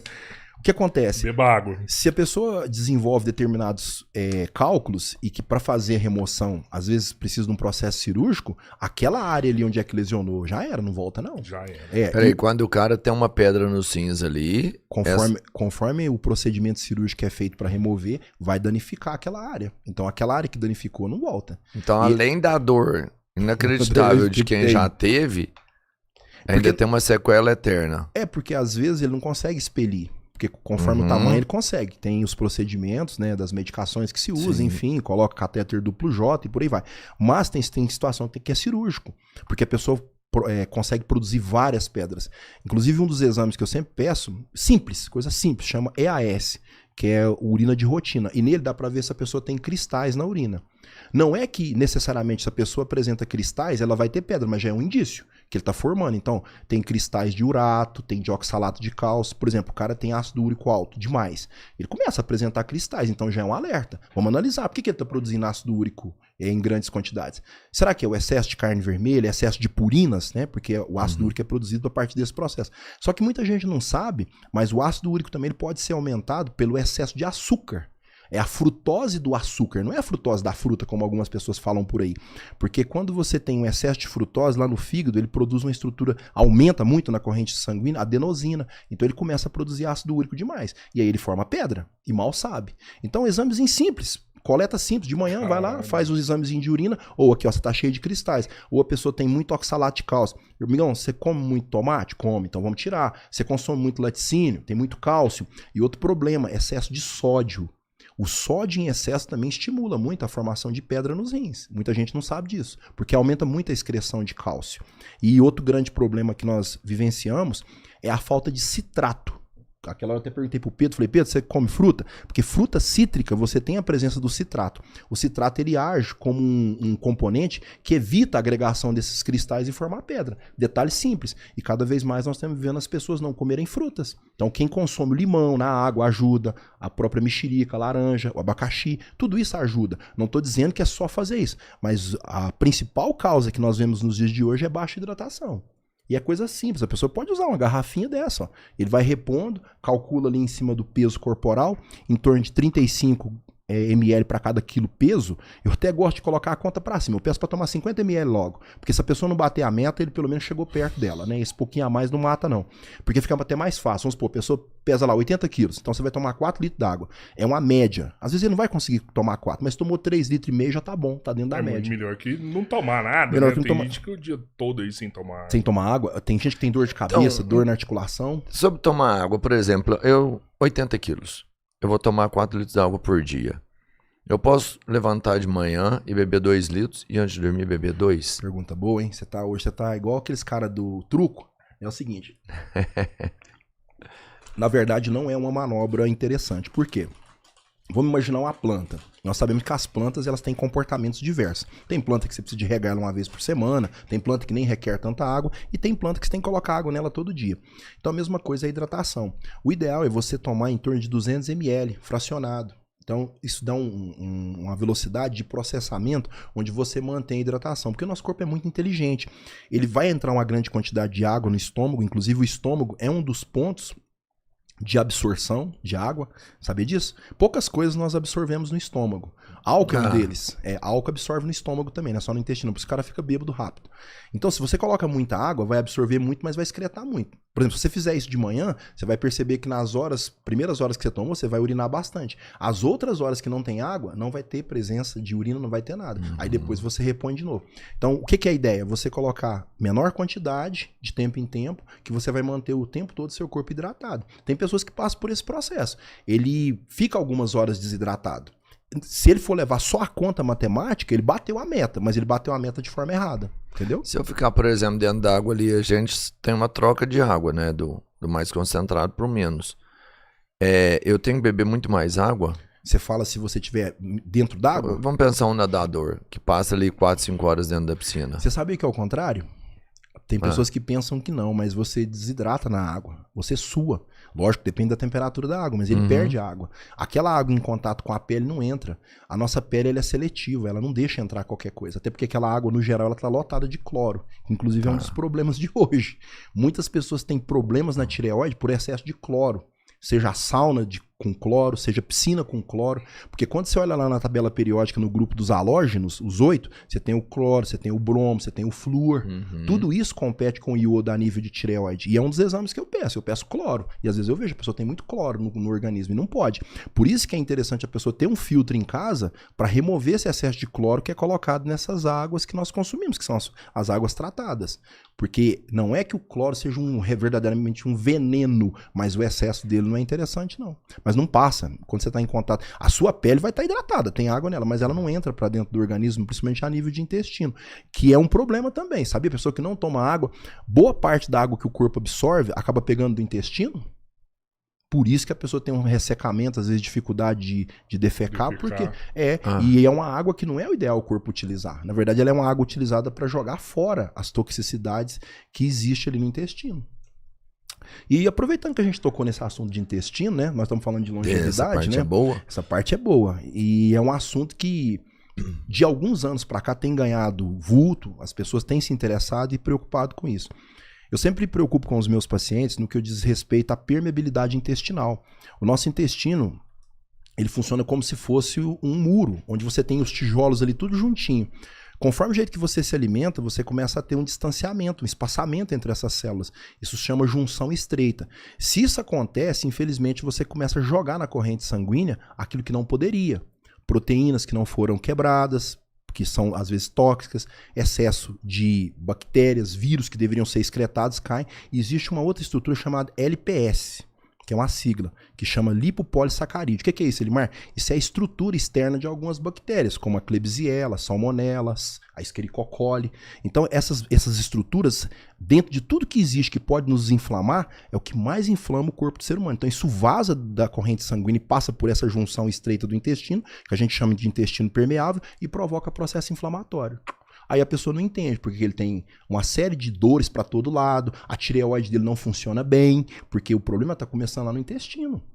Eu não falei da questão hormonal? Sim. E às vezes essas junções estreitas tem como corrigir isso. E o grande problema é que tem exames que as pessoas sequer sabem que existe. Tem como você medir um exame chamado zonulina. Você mede zonulina fecal. Se a zonulina estiver alta, é sinal que essa pessoa tem muita permeabilidade intestinal.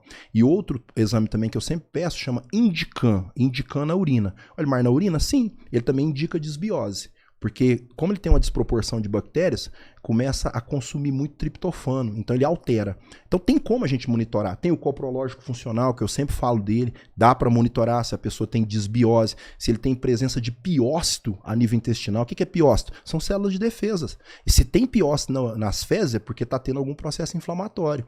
Dá para pedir o sangue oculto para ver se não tem lesão, se não tem pólipo. Eu recomendo, sempre eu faço isso e indico, procura um gastro, procura um proctologista, faz a colonoscopia, porque tem que monitorar o intestino. E um dos grandes problemas, né, que eu sempre falo de câncer também, o câncer de intestino está entre os 3 que mais matam, só que é pouco falado. E conforme a alimentação que a pessoa tem, essa alimentação muito rica em corantes, ricas em produtos alimentícios de uma maneira geral, produtos que danificam a microbiota, que danificam as microvilosidades, ele tem mais tendência a câncer. E aí vem pessoas e falam assim, não, mas isso aí não é verdade, porque antigamente não diagnosticava como diagnostica hoje. Eu sei, mas a alimentação mudou muito. Então tem parâmetros para a gente saber como é que está esse intestino. E o grande problema é que o nosso corpo ele começa a desencadear reações imunológicas na corrente sanguínea por aquilo que está vazando e entrando na corrente sanguínea sem estar precisando. Eu já ouvi falar, e existe um elixir da vida, eles me falaram que, por exemplo, se você tomar todos os dias de manhã mel, limão e açafrão, que você tem uma combinação poderosíssima, que você vai viver muito mais. O que esse cara tá rindo?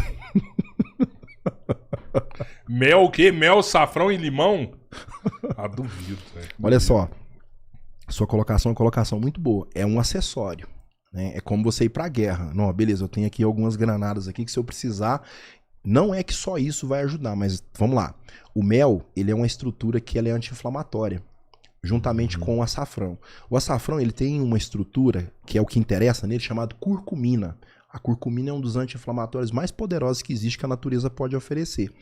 E o limão, por sua vez, ele também é antioxidante. não só pela vitamina C, e ele melhora a captação. E se a pessoa quiser melhorar esse elixir que você falou, coloca a peperina também, que aí você melhora a absorção de tudo. Que é uma que é a pimenta, peperina? pimenta negra, né? Uma pimenta que você tá. coloca tudo junto. Lógico que isso tem que ser associado ao que nós falamos. O sono, uma alimentação adequada, exercício físico.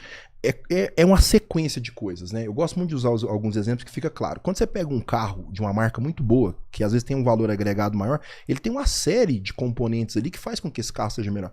Sistema de suspensão, motor, câmbio, tudo muito alinhado. Porque isso que você falou é muito verdade, mas tem pessoas que só fazem isso. Você entende? É igual nós falamos, ele por se exemplo. apoia nessa única muleta que ele tem ali. Aí é pouco. É igual... Por isso que você consome o açafrão todo dia. Eu fazia isso, cara. Açafrão e quê? E mel. Só que aí o que dia. acontece? O meu açafrão acabou e o mel o vidro quebrou. E mel é foda pra você achar. O mel mesmo.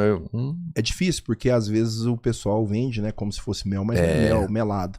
E o mel silvestre mesmo é diferente, porque tem algumas pessoas que fazem isso, né? Eu sei que tem muitos apiários que são idôneos, claro. Mas ele não tem ali uma florada pra abelha ir lá. Ele coloca o açúcar ali próximo e a abelha vai, onde que é mais fácil. Então, na verdade, é mel, ela produziu, mas a fonte que ela usou é uma fonte ruim.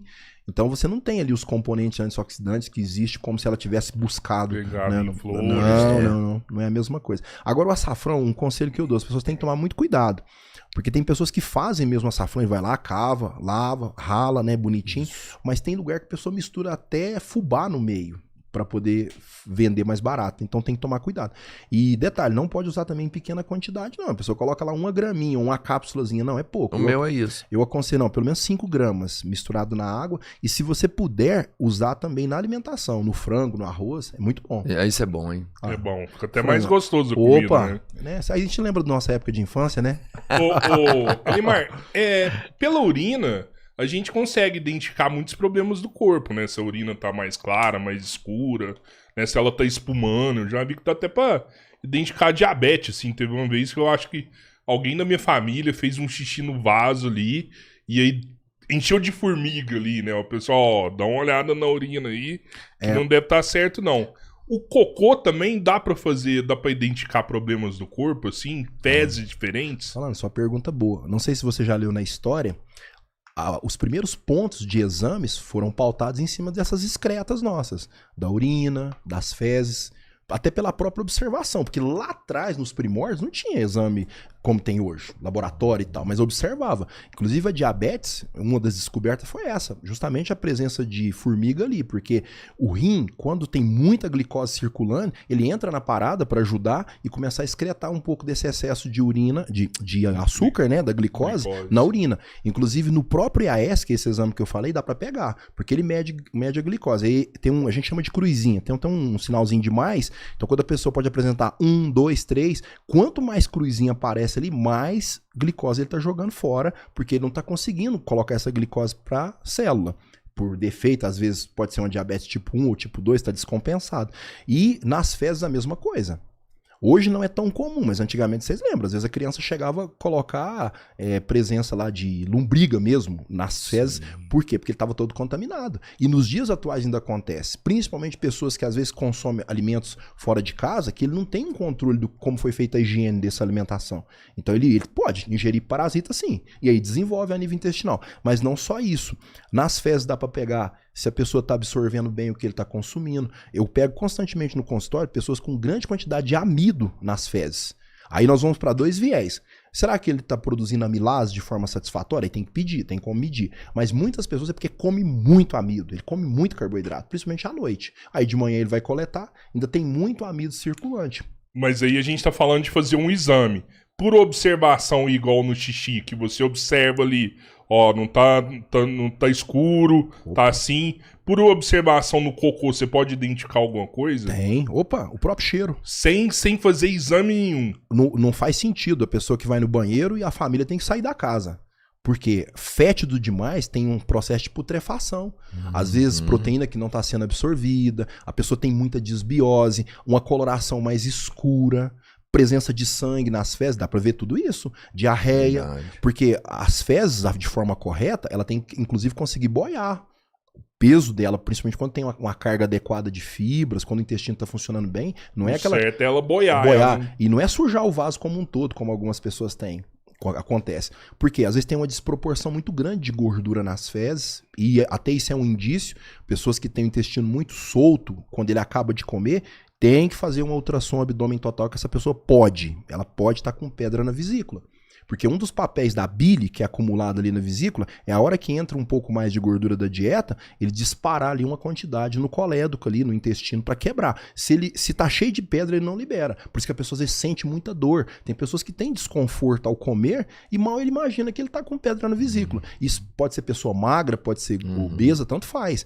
Mas é mais comum em pessoas obesas. Pessoa com baixa hidratação, que não consome fibra, que come gordura demais e tem tendência a ter pedra na vesícula. E também é mais comum em mulher, principalmente após os seus 35 anos, e até mulheres que já passaram por gestação. É comum, não é que é uma regra, mas eu já vi pessoas novas que tiraram a vesícula. E aí, às vezes, a pessoa come, ele tem diarreia, então são sinais que tem que ser levado em consideração. Por isso que eu falei que a anamnese, a semiologia dentro da área de saúde é importante demais, você tirar um tempo para conversar com o paciente. E eu faço essa pergunta. E aí, como é que é as suas fezes? Você vai no banheiro todo dia? Você tem dificuldade? Quando você come, você tem diarreia? Aí você começa a levantar as possibilidades e acha. Pessoa que tira a vesícula, o que muda na vida dela? Cara, tem que tomar muito cuidado, porque a vesícula, ela serve para emulsificar a gordura. O que é isso? O nosso corpo não consegue quebrar de forma a contento as gorduras que nós ingerimos, seja da dieta, seja às vezes a pessoa suplementar. Por exemplo, quando você suplementa o ômega 3, ele é o quê? Gordura. Então o papel da bile é promover uma melhora na quebra dessa gordura. Se você não tem bile suficiente, parte dessa gordura vai passar direto. E quando ela entra ali, cai no intestino delgado, vai para o intestino grosso, a tendência do seu corpo é expulsar, por isso que desenvolve a diarreia. Mas do ponto de vista nutricional e metabólico, muitas pessoas que tiram a vesícula não recebem essa informação. Que na hora que tirou, ele deveria ser orientado. Ó, a partir de agora você vai monitorar principalmente 4 vitaminas. A vitamina A, que é o retinol, a vitamina D, que é o calicalciferol, a vitamina K, que é estresse, porque às vezes a pessoa pensa assim, mas a vitamina K presta para quê? E a outra vitamina também extremamente importante, que é a vitamina E. Então, a vitamina A, D, E e K. Essas 4. Por quê? Porque elas são vitaminas lipossolúveis. Então, sem a presença da bile, você vai dificultar a absorção desse tipo de vitamina. Esse é um problema também das pessoas que invocam, vou tomar xenical para poder defecar, né? Ele vai na churrascaria, come horrores e toma o xenical. É tipo um laxante, xenical. Ele inibe a lipase, né? Você tem o pâncreas, ele libera uma enzima chamada lipase, que é para quebra da gordura. Então, se você não tem lipase, vai cair no intestino e vai jogar fora. Vai embora. Mas não é muito mais fácil você comer menos? Você Então, Você mas não quando a absorveu gente... nada daquilo ali e jogou fora. se a pessoa faz o uso disso constantemente, com a ideia de emagrecimento, simplesmente ele joga um pouco da gordura fora. Só isso que acontece. Não é que tem um efeito termogênico que vai queimar gordura, ele simplesmente diminui a absorção de gordura. Só que de quebra, ele também dificulta a absorção dessas vitaminas, que são importantes. Então, mas quando a gente fala gordura, não é necessariamente aquela gordura da carne. Também. Mas quando você vai, por exemplo... Porque, então, tipo assim, nossa, consumiu gordura. Não é, eu não comi carne com gordura. Mas, minha carne é magra. Mas na maioria das vezes, quando se fala em carne assada, né? Vamos pensar nesse contexto de churrascaria. É difícil você não consumir gordura. A maioria dos cortes tem. Mesmo que ela não seja visível ali, como é o caso de uma picanha, mas você tem uma carga de gordura que entra. Né? Até para você... Pensa você assar um patinho. Fica difícil, né? Colchão duro, porque não tem gordura. É isso. E tem no dia a dia também. Às vezes alguns alimentos que a pessoa consome tem gordura. O próprio abacate. A pessoa come e passa mal, porque não consegue quebrar. Então tem que levar em consideração essas duas questões. Quem tira a vesícula tem que tomar cuidado para não ter deficiência nessas vitaminas. A A, a D, a E e a K. São essas 4. Qual carne você acha que eu como mais na churrascaria? Eu duvido que não sei. Com certeza é picanha, né? Não. O Errou. que você gosta? Fraldinha? Cupim. Olha, ó. Cupim é uma carne que você olha... Tem a gordura entremeada, né? Só tem gordura. Só tem gordura na parada. Mas só cupim? Rapaz, eu vou te falar, da última vez que eu fui, eu me dediquei ao cupim, viu, velho? E você sabe que, nós já comentamos isso aqui outras vezes, você sabe que o ser humano, conforme o jeito que ele se alimenta e conforme o nível de inatividade física dele, a musculatura, principalmente dos membros, ela toma aquela característica do cupim. A gente chama isso Como assim? Não, me explica isso. Ficar entremeado de gordura. É. O músculo vai ficar entremeado de gordura. É porque Você acha que o meu quadríceps tá na característica de cupim? Não, eu não acho. É o Tem seguinte. certeza, né? Não, é o seguinte, o nosso corpo ele tende a buscar sobrevivência. E uma das formas da sobrevivência é acumular gordura. Fato. Sim. Umas pessoas mais, outras menos. E conforme o jeito que a pessoa se alimenta, ele não acumula gordura só na parte subcutânea, que é entre a pele e o músculo. Ele acumula no visceral, que é o pior que existe, e pode acumular também no meio das fibras. Como é que a gente chama isso? De mioesteatose. Mio é músculo, esteatose vem de gordura. Então, acúmulo de gordura no meio das fibras. Hoje mesmo eu avaliei uma pessoa assim, na casa dos seus 60 anos. Foi o que você falou da mobilidade. Essa pessoa tem dificuldade, e aí eu junto uma coisa com a outra. Sente dor para todo lado, não consegue andar, não consegue fazer exercício físico. A hora que eu passo a ultrassom na perna dessa pessoa, no tríceps principalmente, posso fazer em várias áreas. Você vê que no meio das fibras tem muita gordura. Se você usar só a fita métrica, você tá pegando tudo.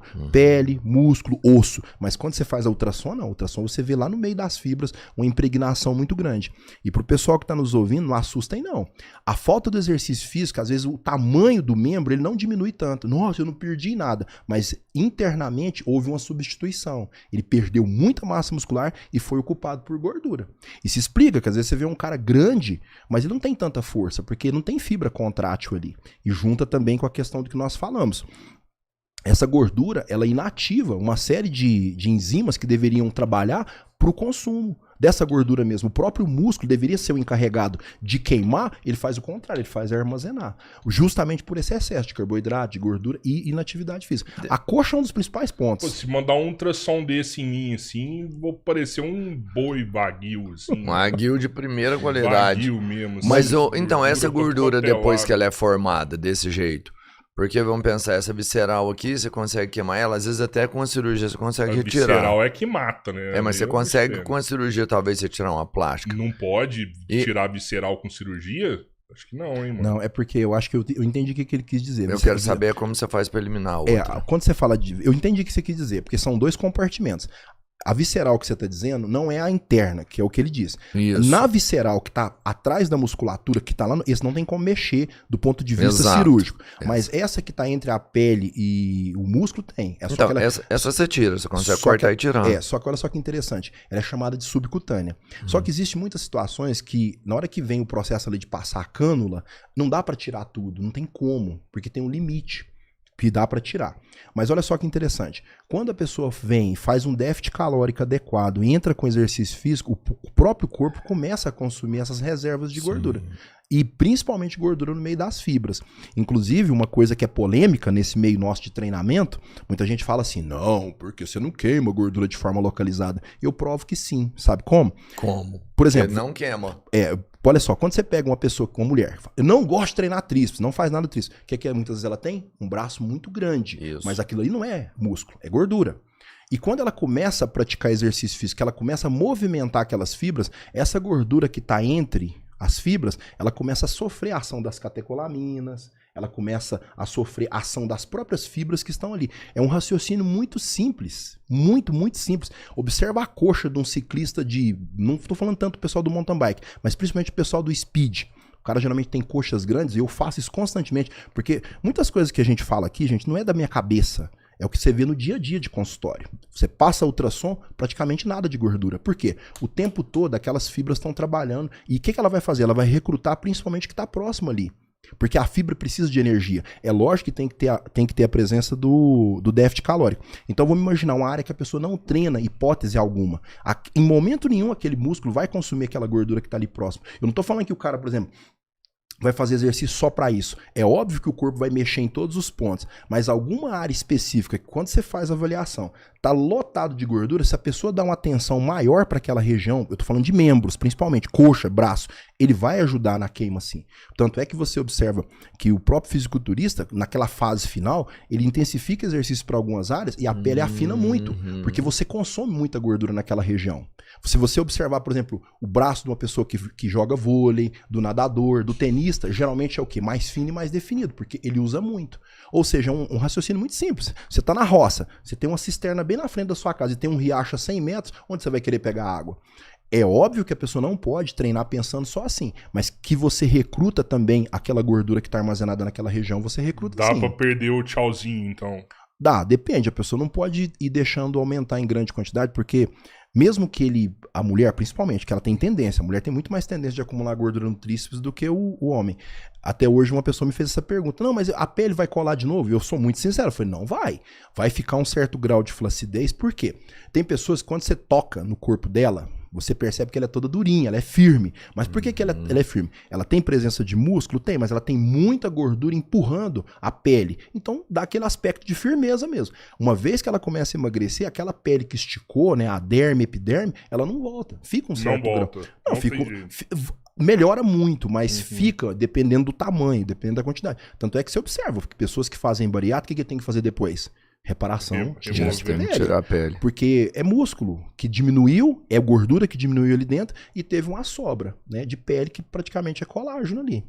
Então hoje você falou um negócio aí de quem faz uma bariátrica, por exemplo, o que seria, dentro do seu entendimento, eu acho que o tempo é pouco ainda para você falar sobre isso, mas como você estuda muito, uma bariátrica ou uma agulhada de Monjaro até você perder tudo que você precisa? Depende, porque tem situações que mesmo como um jaro, depende, é de cabeça para cabeça. A pessoa é muito compulsiva e às vezes ele tá assim, um passo da morte.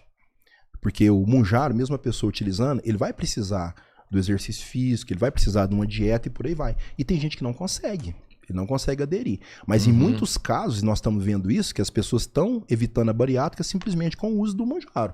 Principalmente quem faz um acompanhamento nutricional correto, ele consegue entrar com exercício físico. Então existem casos e casos. Tem casos que a pessoa chega num extremo que a solução para ele é a bariátrica mesmo. Não tem mais o que fazer. O agonista, né? Sim. E a gente já tem medicamento aí que já é triplo agonista, já tá para consumo. E eu tava falando pro Pedrão, eu vi um hoje que ele é tetraagonista, que é o bioglutina, algo assim, né? O Monjaro é tizepartida, né? E agora tem a retradutida, um negócio assim. Isso. E aí saiu o bioglutina. Essa bioglutina que ela tem 4 princípios. Né? Que é o... Tem o GLIC, o negócio assim. GLP-1. Glucona e tem o IGF, agora nesse tetra. E o IGF, ele é responsável por não perder massa muscular mais. Então, assim... Massa magra, né? Já era, né? Só que olha só que interessante. Principalmente nesse último quesito, porque o IGF-1, ele é um estimulador. O IGF-1, a gente chama ele de fator de crescimento. Se você tem um fator que te ajuda, você também tem que fazer a contrapartida. Porque o que acontece? Tem algumas pessoas que pensam assim, não, vou tomar a medicação, mas eu não vou fazer uma dieta rica em proteína. Não vai adiantar. Ele vai perder peso? Vai, mas vai perder massa muscular também. Ou seja, a medicação ela é um acessório que ajuda muito. Eu não tô sendo contra hipótese alguma, não tô falando mal. Mas se a pessoa acha que fazer só o uso, sem o exercício físico, sem uma dieta adequada para aquele momento, e depois ele dá continuidade, é o que os estudos estão mostrando, que boa parte das pessoas voltam a recuperar o peso. Elimar, nós vamos caminhar pro debate aqui, hein? Eu vi o estudo e você tem que defender seu peixe. Eu vi o estudo, eles testaram 125 gordinhos nessa parada e pegaram os gordinhos e falaram, leva a vida de vocês do jeito que vocês levam. Não vai treinar, não. Continua comendo, continua fazendo o que vocês quiserem. Metade placebo e outra metade tomando esse novo aí, né, que é o tetra. Metade que tomou placebo perdeu 2% do peso e faz parte do placebo. A outra metade, em 13 semanas, que são 3 meses... Eles perderam 15% da gordura corporal sem perder massa magra. 3 meses sem perder massa magra. Por conta do IGF, que é a mesma parada que tem no GH. Né? Que é o supra-sumo aí da academia. É os caras do GH. Você falou e já deu a resposta. Eles fazerem o que eles quiserem. Quando o camarada faz o que ele quer, muitas vezes ele vai consumir muito carboidrato, vai consumir gordura, mas vai consumir proteína. O que eu tentei explicar é o seguinte, é a pessoa que toma medicação e negligencia a dieta, não come nada, entende? Ele não come nada. Ele vai ter o fator hormonal ajudando a não perder massa muscular, mas você não constrói nem preserva massa muscular se você não tiver aminoácido disponível, entendeu? É a mesma coisa de você contratar o melhor pedreiro da cidade pra vir cá fazer um muro pra você. Chega segunda-feira e fala, cara, cadê o tijolo? Cadê a areia? Não tem, não. Então não vou embora, não vou trabalhar. Por quê? Alguns estudos também, a gente tem que tomar muito cuidado com isso. Você tocou num assunto muito interessante. A gente tem que olhar o que está por trás do estudo, qual que é o interesse. O que é a ideia? Quem é que está financiando? Essa semana eu estava conversando com um amigo meu, que é professor universitário, a gente estava trocando ideia sobre a quantidade imensa de estudos que são feitos, mas não passa pela comissão de ética. Porque o negócio é feio, não é qualquer estudo que vai aprovando e vai saindo, porque o crivo é muito grande. E tem revistas que publicam. Eles não estão nem aí. Porque hoje nós vivemos num mundo corrompível, infelizmente. O camarada faz um estudo, beleza, o que esse estudo quer provar? Eu quero provar que tal coisa funciona e que não tem malefício nenhum. De repente aquilo é publicado e tal, todo mundo bate palma. Mas a gente tem que ver os critérios, como é que foram feitos os estudos. E pessoas que entendem mesmo e faz análise, eu não sou, quem sou eu na fila do pão, mas às vezes eu pego alguns estudos, você começa a ler a metodologia, você já fala, não, aqui tem falha, aqui tem erros. Por isso que eu vejo às vezes, nós falamos algumas verdades nas redes sociais, e tem gente que vive de estudo. Se você perguntar pra ele assim, falar, cara, que mundo que você tá? Tudo que você fala é embasado no estudo disso, daquilo. Só que ele não tem, às vezes, o crivo de como foram feitos esses estudos. O cara não tem vida prática de consultório. Por isso que eu e muitas outras pessoas sérias que vêm aqui falar as coisas, a gente fala daquilo que nós vemos na teoria, mas também aplicado à prática. Tudo isso que você falou é verdade. Funciona, ajuda, muita gente tá feliz, conseguiu mudar. Só que a pessoa tem que entender que isso aí é um up. Ele nem vai poder ficar tomando isso a vida toda. Ele vai, num primeiro momento, ter um resultado bom, mas ele tem que entender que tudo aquilo que ele vinha fazendo anteriormente, ele não pode voltar a fazer. Até porque, olha só que interessante, fisiologicamente falando, e eu não estou inventando nada, o tecido adiposo ele não morre. Ele continua. Não, mas depois de 10 anos não morre. Não, nos primeiros meses não, ele tá ali. Demora tipo 10 anos pra morrer. Porque na verdade ele simplesmente diminui de tamanho. Você diminui a reserva de triglicérides dentro da célula gordurosa, mas ele tá ali na espreita. A pessoa fala, não, beleza, agora a minha guerra tá ganha. Aí ele já começa a faltar na academia, já parou de tomar medicação, começa a voltar a tomar cervejinha, o churrasco, a pizza. Daqui a pouco ele ganha peso de novo.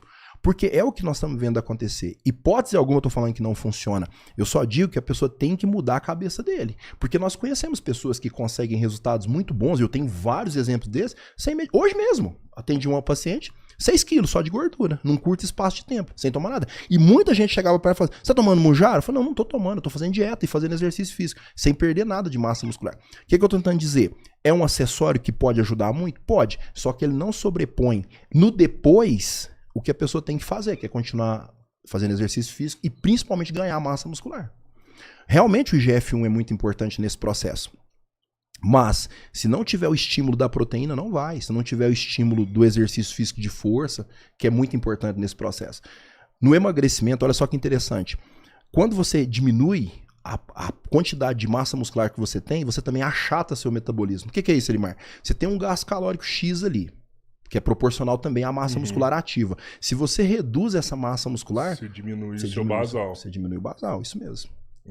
Mas nesse caso os caras não estão perdendo a massa muscular. Mas é isso que eu tô te dizendo. Mas ele tá alimentando, você mesmo falou, continua fazendo sua rotina, ele tá comendo ainda. Ele tá comendo, Ele tá comendo o mesmo tanto que Por isso que ele não tá perdendo massa magra.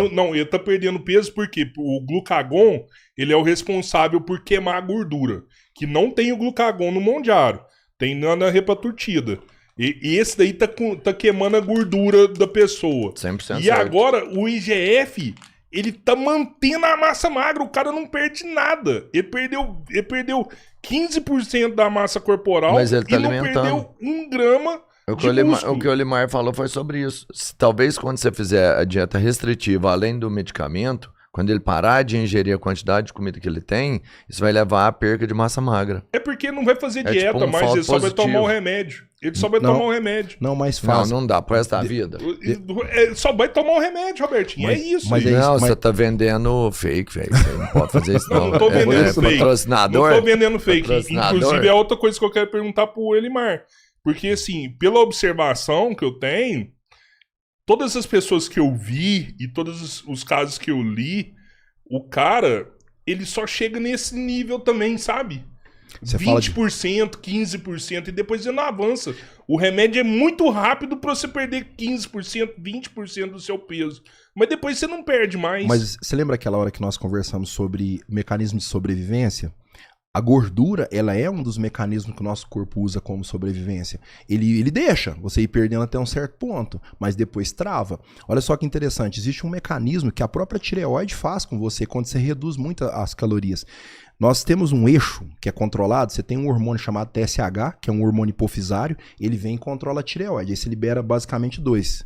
T3 e T4. É óbvio que boa parcela do que nós liberamos é o T4. Aí seu corpo transforma em T3. O T3 que tem função ativa, inclusive em acelerar o metabolismo.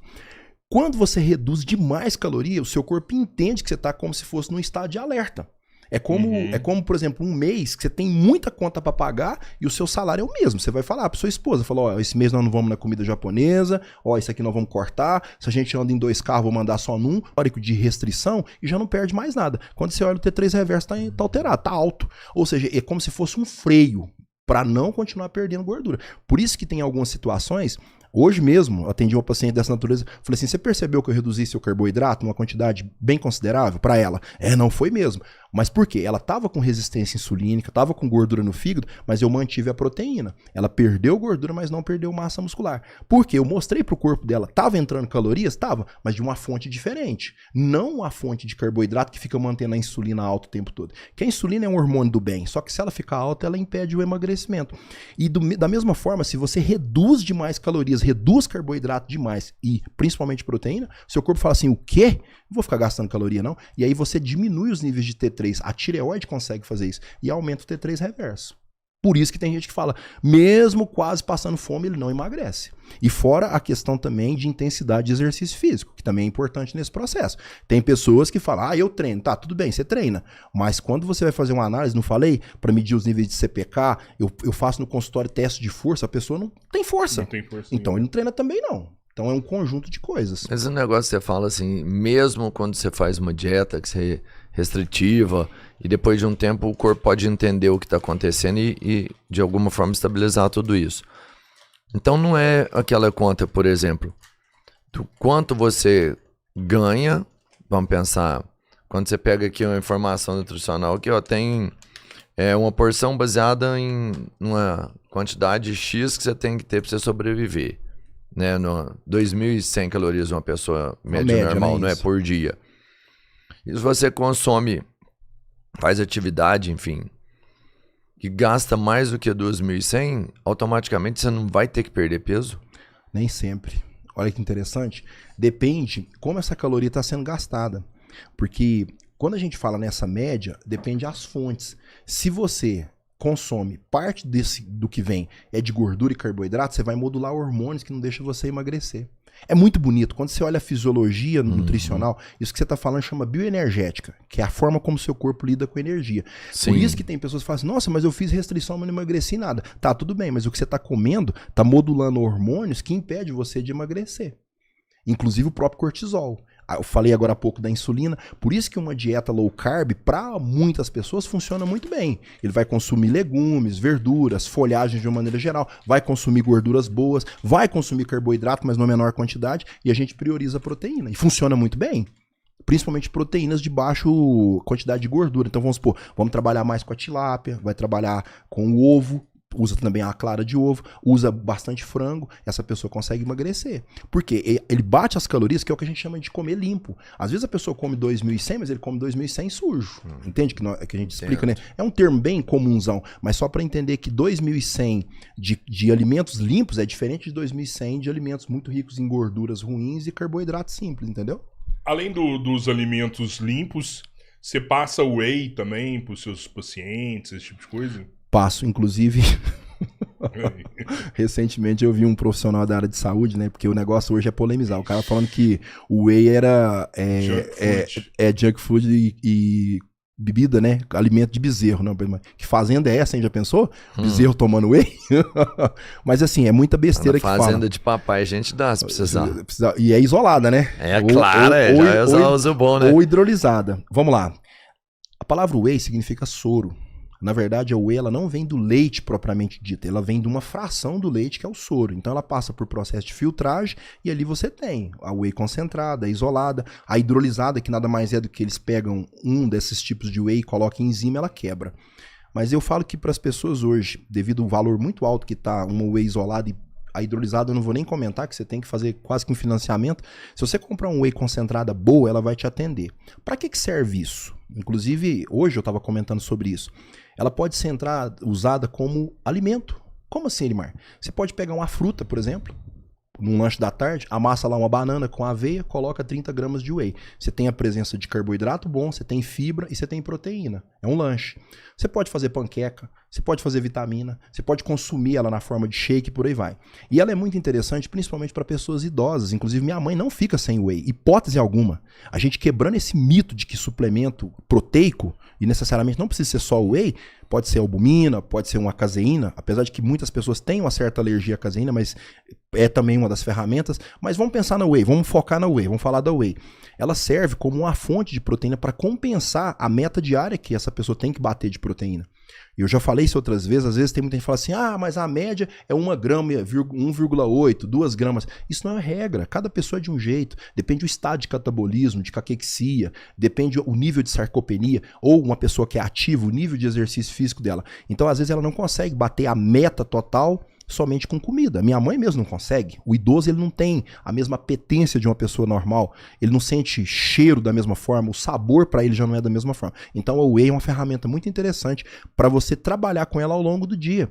Você pode fazer um mingau, por exemplo, de aveia, deixa ele esfriar, vem ali em cima e polvilha uma whey de baunilha e oferece para ele. Inclusive para crianças.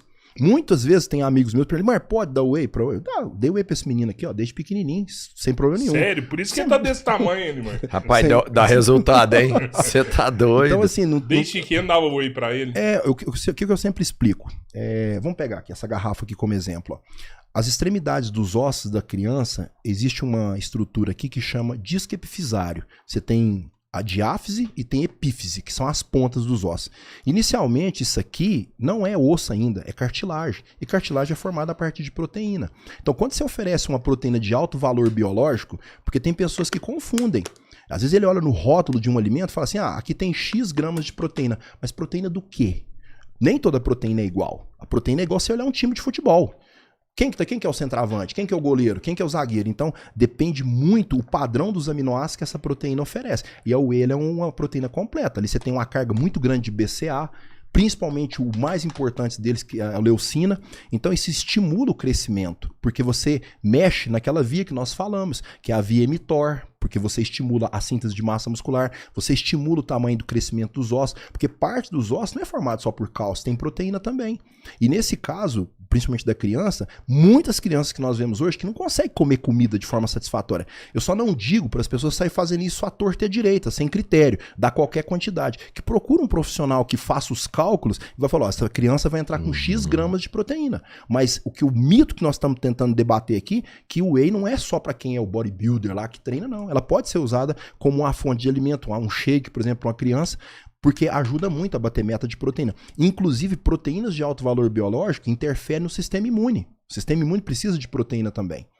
Porque se você não oferta nutrientes para essas células, que são as células de defesa, os leucócitos de uma maneira geral, para a formação de novas células, até de anticorpos, o cara tem, às vezes, um sistema imune que não é eficiente. Cara, e hoje a gente tem tantas ferramentas, né, Lima? Eu fico pensando assim, a gente era de uma época, tipo, você queria adoçar o leite, você tinha que pôr Toddy, né? Você queria tomar um lanche da tarde, era um bolo de chocolate, né? Igual...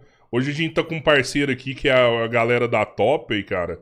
Cara, você vai lá, os caras têm achocolatado de whey, que substitui um Toddy toda hora, né? Você quer comprar um bolinho, os caras têm cookie, brownie, tudo aí que é proteína, né? Já foi testado, validado, é só proteína. Você quer, sei lá, um chips, né? A mãe vai lá e compra um Ruffles pro filho. Não, pô, tem um Dá chips pra comer bem, né, de véio? proteína os caras têm, né? Então, assim, hoje você tem... aqui, ó, a gente tá tomando um refri dos caras, né? Refri com 0 açúcar, gostoso, com 4 gramas de fibra no refri deles. Então, assim, hoje você tem as ferramentas necessárias, né, Hoje o que falta muitas vezes, Tio Roy, são as pessoas procurarem informações boas, porque tem um leque muito grande de opções de alimentos enriquecidos, que funciona, ajuda e muito. E a pessoa evita de comer aquilo que a gente sabe que é nocivo. Você tocou no assunto do Toddy, por exemplo, os achocolatados tradicionais. Quando você pega a composição deles, principalmente nos dias atuais, o que menos tem ali dentro é cacau, porque cacau é caro. Cacau é caro. E o cacau tem seus benefícios. Por isso que o chocolate, um bom chocolate, ele tem sim seus benefícios, é antioxidante e por aí vai. Mas quando você pega um achocolatado igual o Toddy ou o próprio Nescau, vamos dizer assim, 90% que tem ali dentro é açúcar. Tanto é que quando você não dilui direito, o que sobra no fundo do copo? Açúcar. E isso é um perigo para a criança, porque ela já começa de manhã dando um disparo de insulina lá nas nuvens. E às vezes os pais não entendem porque a criança engorda. Então, nós não falamos agora há pouco da whey protein? Compra um whey de chocolate. E já que a criança gosta de tomar o leite dela de manhã, que você coloque uma whey com sabor. Tem sabor morango, tem sabor chocolate, tem sabor baunilha. E vai mascarar, vai ficar gostoso, mas você não está ofertando essa carga imensa de açúcar para a criança. E um detalhe. Existe um eixo que a gente chama de cérebro-intestino, quando a mãe fica ofertando essa carga imensa de açúcar para a criança. Começa pelo café da manhã, no lanche da escola e por aí vai, ele vai codificando isso. E chega um momento que a pessoa adere e passa a gostar de açúcar e entra no que você falou. Quando ele está adulto, ele desenvolve o paladar infantil, acabou. Ele vira uma verdadeira formiguinha. E aí não adianta, vou fazer o uso disso e daquilo para diminuir vontade. Mas não é, porque ele condicionou o cérebro a gostar demais de açúcar. Porque desde a infância, a microbiota dele foi treinada a consumir açúcar demais. E quando você avalia, por exemplo, o valor nutricional proteico de um Toddy, tem nada de bom ali dentro. Tem nada. Nada, praticamente nada. É açúcar. Açúcar. E se você ler na composição, ele tem o que a gente chama, né, de flavorizante. O que é flavorizante? Os adocicantes. Não, o flavorizante é para dar sabor. Ele tem sabor de chocolate. Ele tem um pouquinho de cacau, mas ele leva pro sabor do chocolate. Outra coisa interessante que a gente tem que alertar as mães e os pais porque tudo é questão de geração. Então eu falo pros pais, não tenham preguiça de cozinhar e preparar alimento pros seus filhos, porque isso pode custar muito caro lá na frente. Sabe aquela história do lanche da criança, vai lá no supermercado aí, no atacadão da vida e compra aquele monte de produto alimentício, todo dia a criança consome aquilo. Eu falo porque eu atendo crianças, quando eu faço a análise, ele tá pior que um idoso em termos de déficits nutricionais, inclusive de proteína. Vitaminas, então, nem se fala, porque não consome comida de verdade. E a criança começa a aderir isso. Pensa uma criança agora, período de férias. Deu 10 horas da manhã, ele corre lá no armário e pega alguma coisa que é gostosa e come. Um Fine da vida. Que inclusive, bolacha recheada, ele vai querer saber de almoço? Ele vai querer saber de comer um brócolis? Porque esses alimentos, por exemplo, brócolis, couve-flor, saladas de uma maneira geral, eles não têm um sabor tão intenso. Ele não é tão chamativo como o apelo de uma indústria faz num produto bonitinho, com a carinha de um bichinho ali, que chama a atenção da criança. Então, não estou falando que a criança não possa comer isso, hipótese alguma, mas os pais têm que tomar muito cuidado quando deixa a criança direcionar para esse lado.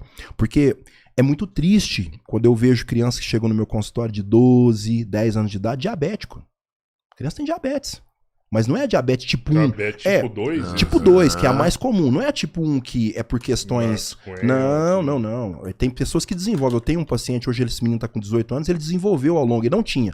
É porque a diabetes tipo 1, na maioria dos casos, ela é imunológica. O próprio corpo começa a desenvolver uma defesa contra as células do pâncreas, as ilhotas de Lange, então você começa a não mais conseguir produzir insulina. Ou cai muito os valores. Tá? Inclusive, um dos exames que a gente sempre usa para descobrir, né, a pessoa tem uma suspeita de diabetes, é a curva da glicose e curva da insulina, que é importante fazer. Tem pessoa que nunca fez. Ele às vezes acha que é diabético, ou de repente ele não sabe se ele tem a tipo 1 ou tipo 2. Um dos melhores exames é esse. Você faz a curva, porque a curva ela é um teste de esforço do pâncreas. Como é que funciona? A pessoa chega de manhã, em jejum, então mede-se a insulina e a glicose. Beleza, ele não comeu nada. Aí ele vai e toma 75 gramas de glicose, que é a média, tem alguns laboratórios que trabalham com menos, e aí começa 30 minutos, 1 hora, depois 120 minutos, 180 minutos, e vai fazendo. À medida que o tempo vai passando, conforme a resposta de insulina e de glicose que ele tem, se ela baixou ou aumentou, dá para você saber. Então muitas vezes a pessoa pensa assim, sei lá que se eu tenho uma diabetes tipo 1, de repente não, ele tem uma reserva de insulina, ele tem a 2, aí nós vamos trabalhar agora para preservar esse pâncreas, parar de forçar esse pâncreas e ele começar a ganhar massa, porque como eu falei, a massa muscular é uma ferramenta importantíssima para baixar os níveis de glicose. Aí a gente pede junto um outro exame também chamado anti-GAD, porque são anticorpos que realmente agridem. Tem pessoas que têm o anti-GAD ali ativo, ele tem que ficar atento a isso. E tem como medir também um outro chamado peptídeo C, que é a proinsulina, que dá para ver o estoque de insulina dessa pessoa. Então, tem alguns casos que a pessoa não tem. Ele simplesmente tem que tomar cuidado com a alimentação dele, principalmente reduzir carboidratos simples, que ele volta ao normal. E para criança você também recomenda o uso de creatina? Depende da idade e depende do que ela faz. Por exemplo, tem crianças que são atletas de natação. A creatina ajuda muito no futebol. Só que, lógico, que a dose ela tem que ser uma dose padronizada para a criança. Porque, não sei se você já percebeu, todo mundo padroniza assim, 5 gramas. Eu não tomo 5 gramas nunca. Quanto você toma? 20 gramas. Tranquilo. Sério? Isso já, tudo? já tem tempo. Muito tempo que eu tomo essa quantidade. Caraca. Mas é porque Tá desperdiçando 15 todo dia, mano. É porque eu fraciono, entendeu? Mas a creatina não é padronizada 5 gramas para todo mundo. Tem cálculo em cima disso, para você calcular para criança. Mas o benefício é muito grande. Mas é óbvio que isso tem que ser monitorado, porque depois que você começa a usar, dá para fazer essa quantificação que eu falei. Se subiu demais a creatinina, como é que tá a taxa de filtração, sem problema nenhum. Você calcula pela massa corporal, por Também. massa magra? Como que é o cálculo? Principalmente pelo peso corporal e pela massa muscular. A gente usa geralmente 0,7 miligramas, que você faz o cálculo, e aí você calcula pelo peso. Por isso que dá mais ou menos essa quantidade aí. Mais ou menos 0,7 gramas, mais ou menos calculado, dá em torno de 5 gramas para um homem de 70, 80 quilos. Por isso que padronizaram essa quantidade. Mas tem gente que subestima. Ele acha assim, não, eu tomando 5 gramas tá bom. Depende do peso dele. Às vezes 5 gramas é pouco. É porque não é só o peso real. É a quantidade de massa que Isso. você tem magra, porque é ela que vai utilizar, não é? Tanto é que esse parâmetro é um parâmetro interessante que eu uso para calcular a dieta, hein? Você não pode calcular dieta, por exemplo, calcular proteína só pelo peso corporal. Às vezes o cara tem 130 quilos, mas tem um percentual de gordura de 45%. Isso. Você pega um cara que, por exemplo, eu peso 80 quilos. Você pega um cara baixinho, obeso, com 80 quilos. Vou calcular a mesma coisa, né? Não dá pra ser a mesma dosagem. Por isso que eu falo que a individualização da dieta, ela é importante demais. A pessoa não fazer fórmula de bolo. Porque às vezes para uma pessoa tá passando demais, no mínimo ele tá jogando dinheiro fora, ou às vezes esse outro aqui que precisaria de mais não recebe. E o consumo da proteína, ele muda assim da criança pro adulto e pro idoso? Porque a criança está em fase de crescimento, talvez seria interessante passar, né, dar proteína a mais do que é calculado pro adulto. Acontece isso também? Você já observou que, pergunta muito boa, você já observou que em locais onde infelizmente tem uma renda per capita mais baixa, as pessoas têm uma condição financeira menos favorável, geralmente a estatura é mais baixa? Sim. E em locais onde as pessoas têm acesso à proteína, que tem mais condições financeiras, o pessoal cresce mais, justamente pelo que você falou. O cálculo para a criança tem que ser diferente. Ele não é o mesmo cálculo para um adulto, que ele precisa mais da manutenção do que o crescimento. Porque eu sempre explico do seguinte, a criança ela faz duas coisas, ela cresce e desenvolve. Então ela precisa de oferta calórica, advinda principalmente de carboidratos bons e gordura, mas a proteína entra como um suporte. Isso aqui é mais ou menos, vamos pensar no futebol americano. Não tem aquele atleta que pega a bola e parte, mas os outros vêm protegendo? É a mesma coisa. Então, por exemplo, tem gente que tem muito medo de carboidrato. Eu explico, às vezes a pessoa fala, não, é low carb para todo mundo. Não, a criança ela até precisa, mas carboidrato bom. Comer uma batata doce, um arroz integral, comer gorduras boas, porque isso aqui vai funcionar como protetor dessa proteína. Porque se ele consumir só proteína também, parte dessa proteína que deveria estar fazendo um papel de plasticidade, de ser bloco construtor, ela vai funcionar também para produzir energia. E não é o papel dela, entende? E outra coisa que eu sempre explico, por que não dá para padronizar? Quando você calcula a proteína que a pessoa consome, vamos supor, você pega lá um determinado alimento. Aqui tem X gramas de proteína. Não dá para você ter certeza que vai absorver tudo aquilo. Porque passa por processo de mastigação, digestão, absorção, metabolização e excreção. E nem todo mundo funciona tão bem. Por isso que eu falo que é importante medir algumas enzimas.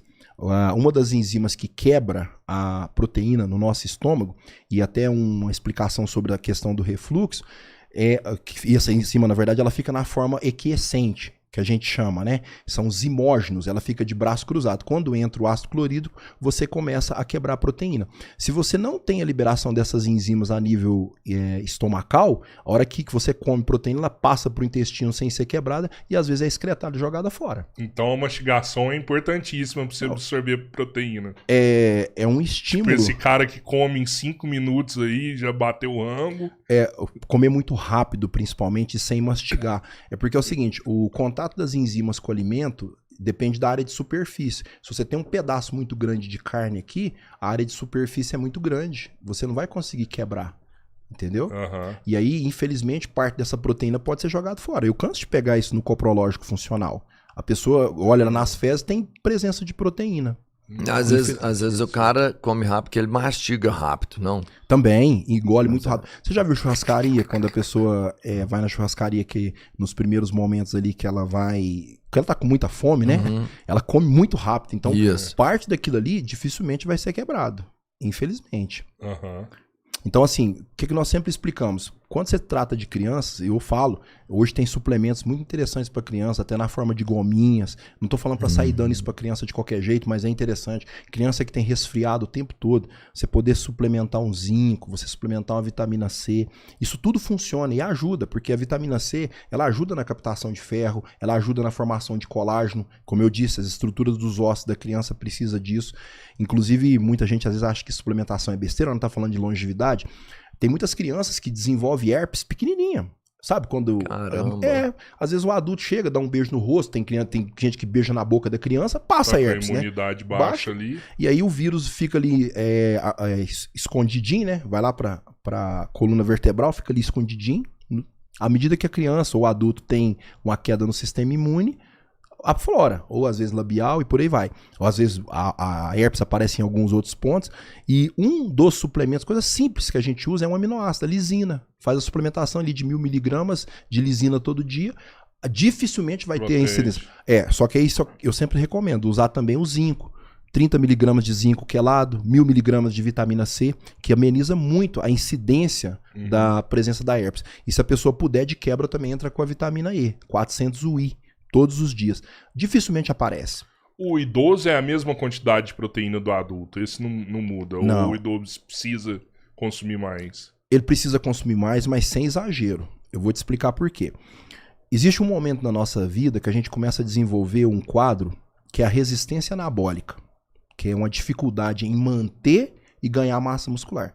E uma das ferramentas que você usa até para ativar essa via que eu falei agora há pouco, que é a mTOR, estimular IGF-1, através do estímulo do GH, é também o consumo de proteína de alto valor biológico. Então não é que ele tem que ter um número muito exacerbado acima do adulto, mas ele precisa de uma oferta maior.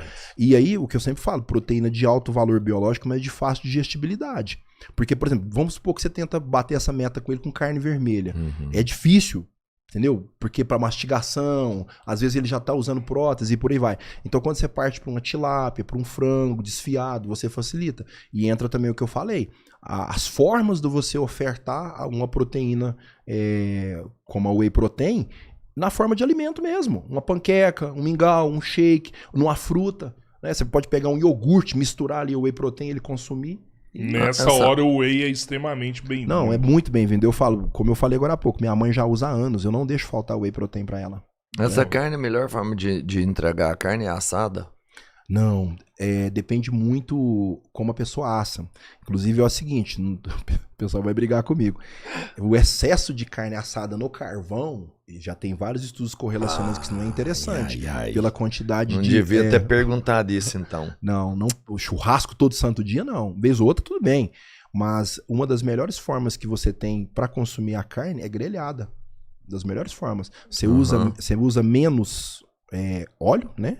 Possível. Hoje tem frigideiras que eu não preciso nem usar óleo. É isso que eu ia falar, dá pra... E você também não precisa de elevar ela a grandes temperaturas. Então você consegue manter muitos dos nutrientes, né?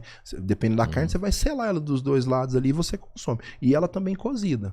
Mas tem que ser pelo menos selada. Essa carne, eu vou comer um sashimi ali, uma carne crua, isso não é interessante? Não. Ou se é porque, ou se não porque também? Não. No caso, quando a gente parte para a culinária japonesa, sem problema nenhum. Eu só falo para as pessoas tomarem cuidado onde ela vai.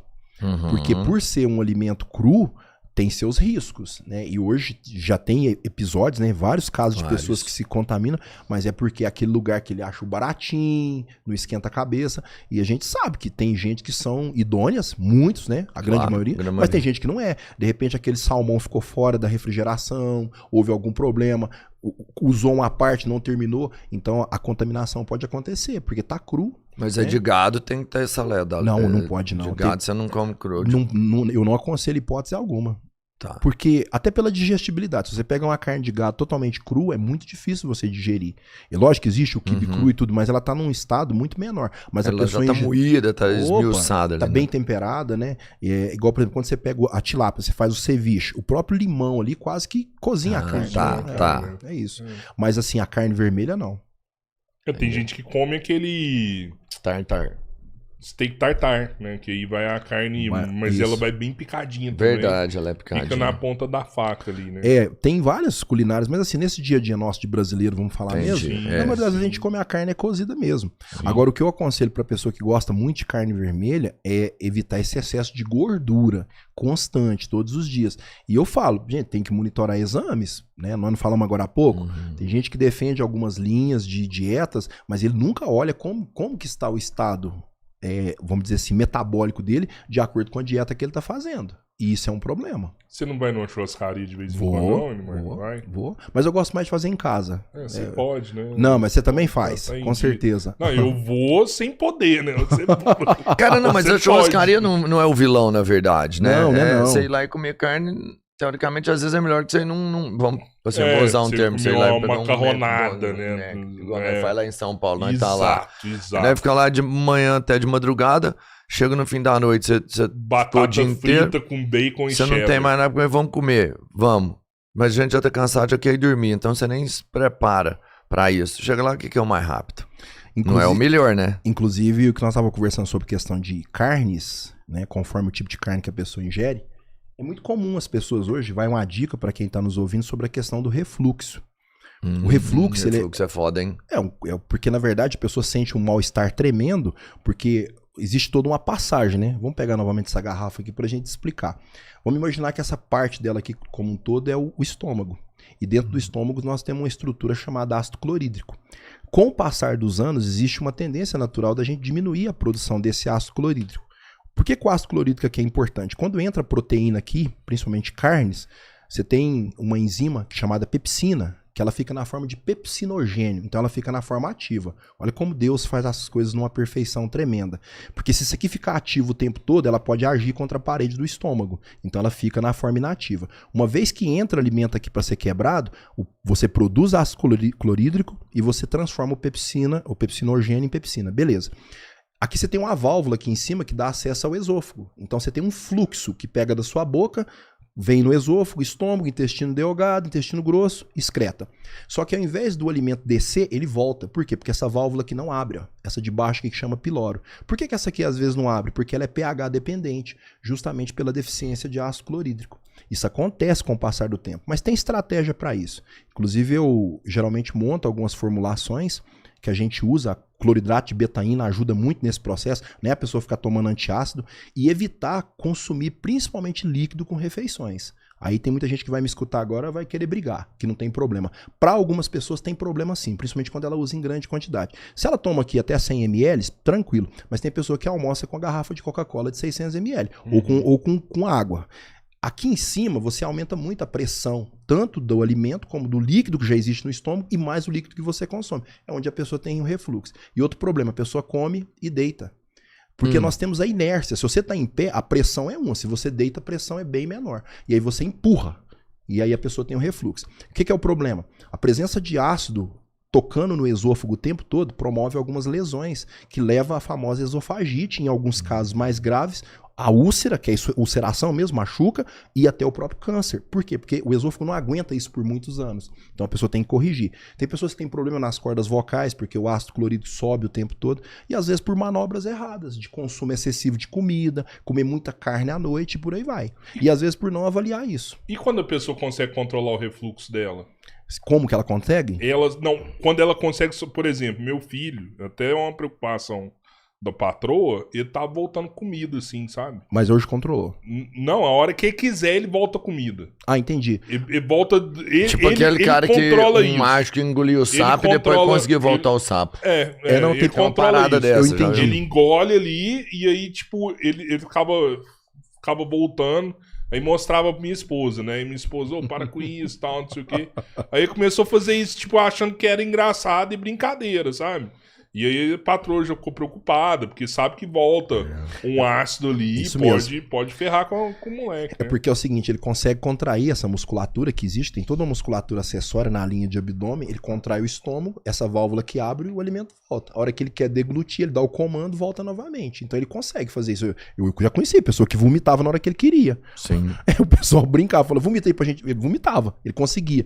Então ele tem um controle sobre essa musculatura, o esfíncter abre e volta. Mas tem pessoas que, infelizmente, eles já nascem com um problema chamado hérnia de hiato, que acontece aqui nessa parte de cima do estômago, né? Nessa válvula. E tem gente que naturalmente tem uma frouxidão nessa válvula. Aí entra esses cuidados que eu tô falando. Não comer em grandes quantidades, evitar excesso de carne vermelha e usar tudo aquilo que pode ajudar na digestão. O próprio limão ajuda na digestão. E aí tem formulações também. A pessoa pode usar enzimas para ajudar nesse processo e por aí vai.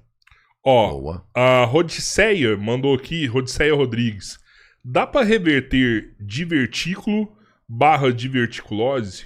Depende. Se ela não tiver inflamada, sim. Porque existem alguns quadros da diverticulite, da diverticulose, se a pessoa continuar com a conduta inflamatória, principalmente consumo excessivo de alguns tipos de sementes que inflama muito e uma dieta que tem muito produto alimentício, não reverte. Porque o que é o problema? É como se fosse uma vesícula que se abre no intestino, mas para fora.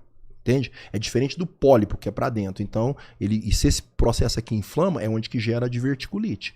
E tem algumas pessoas que têm isso como condição genética, mas conforme o jeito que ela se alimenta, ela intensifica muito isso. É como se fosse um espessamento, vai ficando fino, né? Vai ficando muito fino o intestino naquele ponto e ele faz uma vesícula para fora.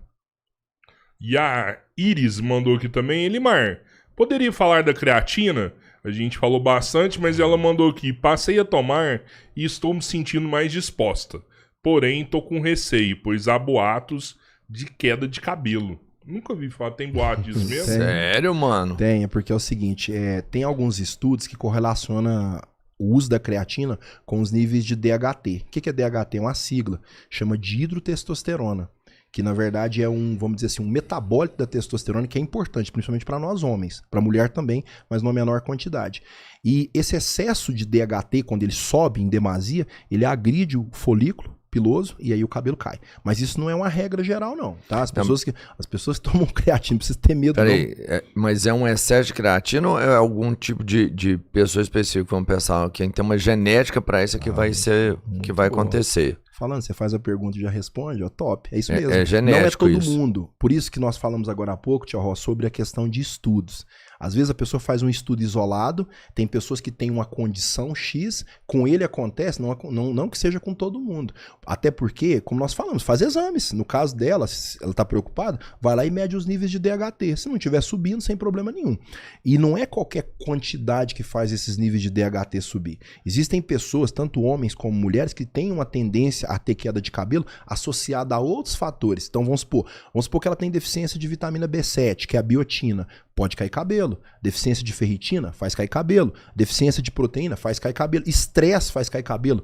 Às vezes toma uma anestesia. Então a queda de cabelo ela é multifatorial. E às vezes a pessoa pensa que vai cair por causa da creatina. Inclusive assim, em todo esse tempo meu de prática clínica, eu nunca vi na prática mesmo a pessoa falar, nossa, eu comecei a usar creatina e meu cabelo começou a cair. Mas tem alguns estudos falando sobre isso. Mas é o que nós falamos. As pessoas não podem ouvir uma coisa e tomar aquilo como verdade. Porque tem muito estudo, mas tem muitos estudos que não são passados por um crivo geral. Por isso que nós falamos que o que pode funcionar para B pode não funcionar para A. Já puxando um gancho do que ela falou, né? Hoje de forma brincando, né? Que eu tenho o meu jeito de trabalhar, eu não sou mal educado com ninguém, hipótese alguma, e uma paciente minha muito bitolada com um monte de coisa. Tudo que você falava, ela vinha com a contrapartida. Hipocondríaca? É isso, ao extremo. Mas hipocondríaco não só no sentido da doença, até de comida. Aí eu falei assim pra ela, falei assim, só se você pegar uma nave espacial e for pro outro planeta, mas você não vai nem de roupa, porque como é que faz? Porque tudo que nós consumimos, eu falei pra ela, até a roupa que você veste, ela passa por processo de tintura, o homem põe a mão, você vai consumir qualquer tipo de proteína de origem animal, foi um animal que foi criado por alguém, o alimento que você consome, então assim, a água que nós bebemos, então não dá pra pessoa ser tão bitolada assim, eu falo pras pessoas, não pode ser dessa forma também. Eu já comentei isso aqui outras vezes. Uma vez eu estava num congresso, eu só esperei até a hora do intervalo para eu ir embora. Literalmente ir embora, porque aquilo que eles pregavam eu não concordava, porque era uma nutrição impossível das pessoas fazerem. Né? próprio Senhor Jesus falou assim, ó, aprendei de mim porque sou manso e humilde, meu fardo é leve. E ele, em um momento, ele chamou os fariseus de sepulcro caiado. Vocês são igual sepulcro caiado. O que é isso? Por fora vocês parecem uma coisa, mas por dentro vocês são outra. Por quê? Porque naquela época o povo impunha tanta coisa do sentido religioso para a sociedade, mas eles mesmos não cumpriam. Então tem algumas vertentes de pessoas que pregam coisas da nutrição que nem eles fazem, porque é muita bitolagem. Aí você não vive mais também. Você não acabou de falar para mim que você gosta de ir na churrascaria? Ah, não vou mais porque a carne tem isso, tem aquilo. Ah, não vou mais fazer isso e aquilo. Aí você vai parar de viver. Porque não dá para você também ser aquela coisa extremamente metódica, né? Vou contar um outro exemplo. Uma vez eu atendi um paciente, enquanto eu estava terminando de montar, né, a dieta, ele foi tirando algumas dúvidas e eu via que ele estava extremamente bitolado com um monte de coisinhas. Aí eu parei, olhei para ele e falei assim, meu amigo, você sabia que você não vai ter resultado e você não vai dar conta de fazer a dieta? Mas por quê? Você está inventando demais. Você está inventando coisas que nem eu faço e nem eu tô te pedindo para você fazer. Faz o básico que você vai ver que vai dar certo. Porque o que importa é a pessoa fazer o certo por muito tempo. Isso. É igual aquele cara que não tem um salário muito grande, mas ele tem uma reserva, ele tem uma poupança. Por quê? Porque ele controla as coisas. E essas pessoas que às vezes são muito bitoladinhas, ela faz 1 mês, 2 e abandona aquilo, porque ela não dá conta.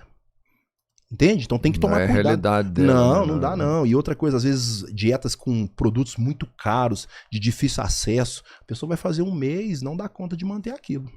Elimar, eu preciso tirar só mais 2 dúvidas aí, a gente tá caminhando pro final. Mas eu queria te perguntar o seguinte: quando a pessoa ela toma testosterona, por exemplo, o corpo para de produzir sozinho, né? Porque ele entende, você tá colocando ali, né, que não precisa mais produzir testosterona. Isso acontece com insulina também?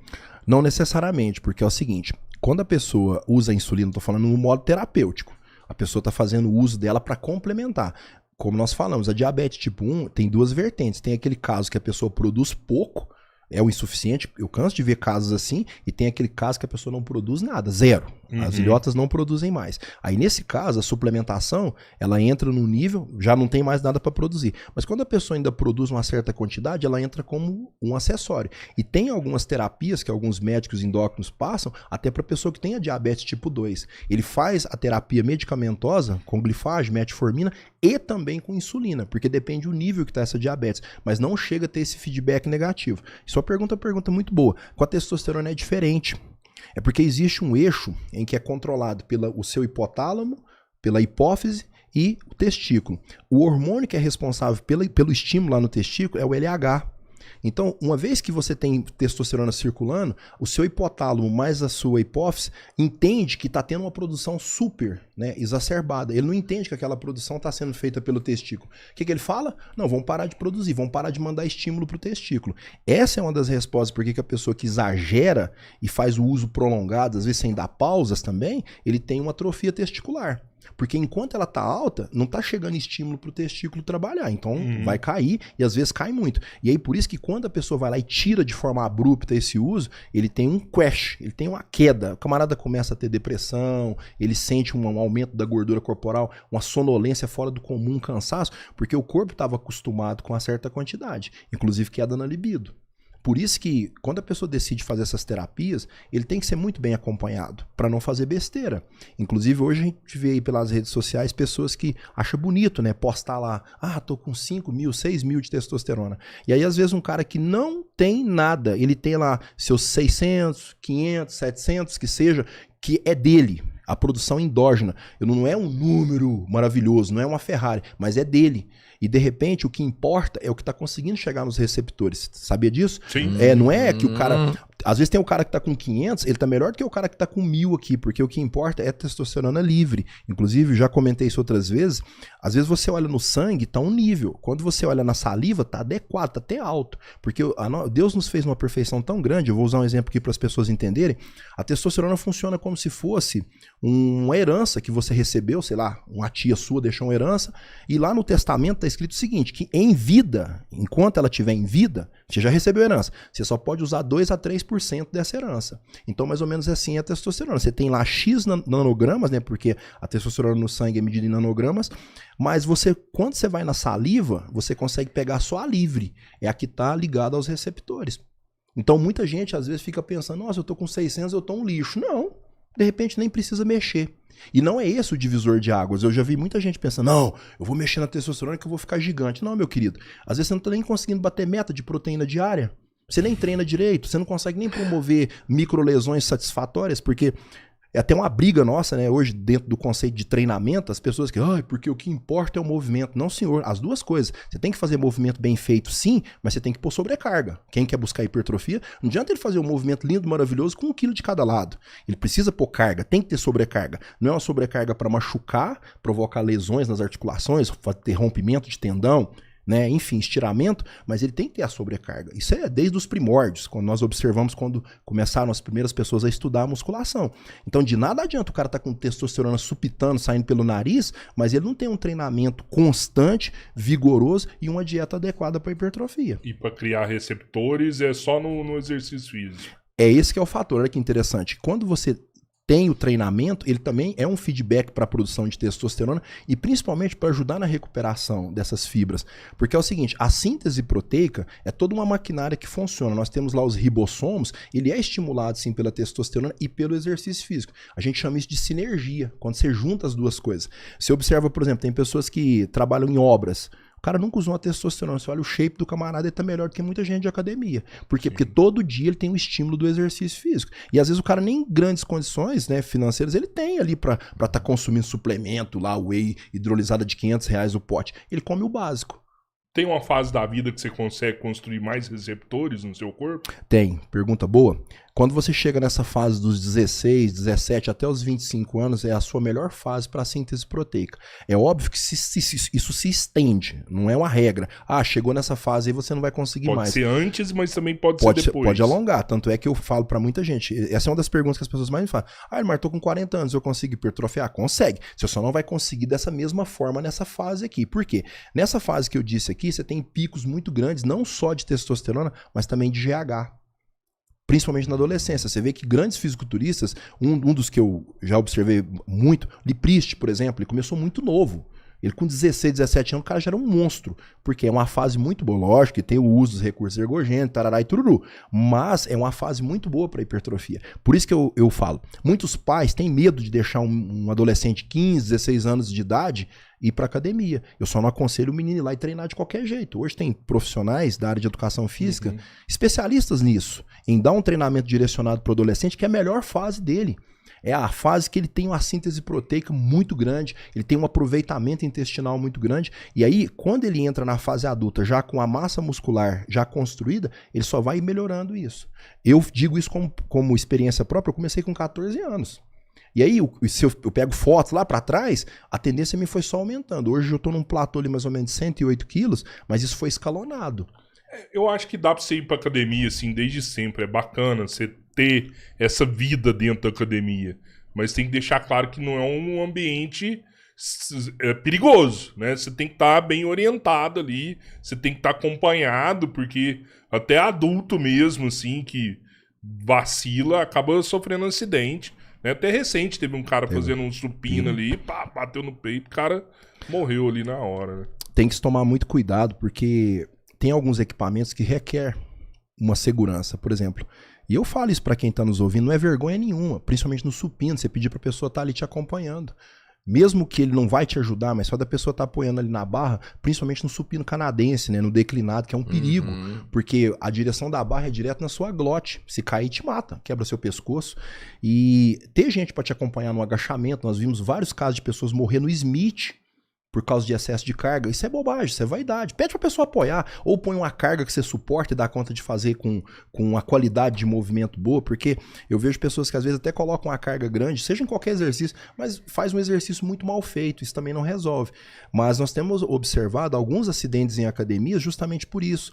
E até tocando nesse assunto, que é um assunto extremamente polêmico, recentemente o Conselho de Educação Física, o CREF, proibiu algumas pessoas que têm um curso que ele é oferecido pela CBMF, que é um curso muito bom por sinal, mas o que era o problema? A pessoa com esse curso, ele começava a atuar como personal, e ele não tinha o curso superior.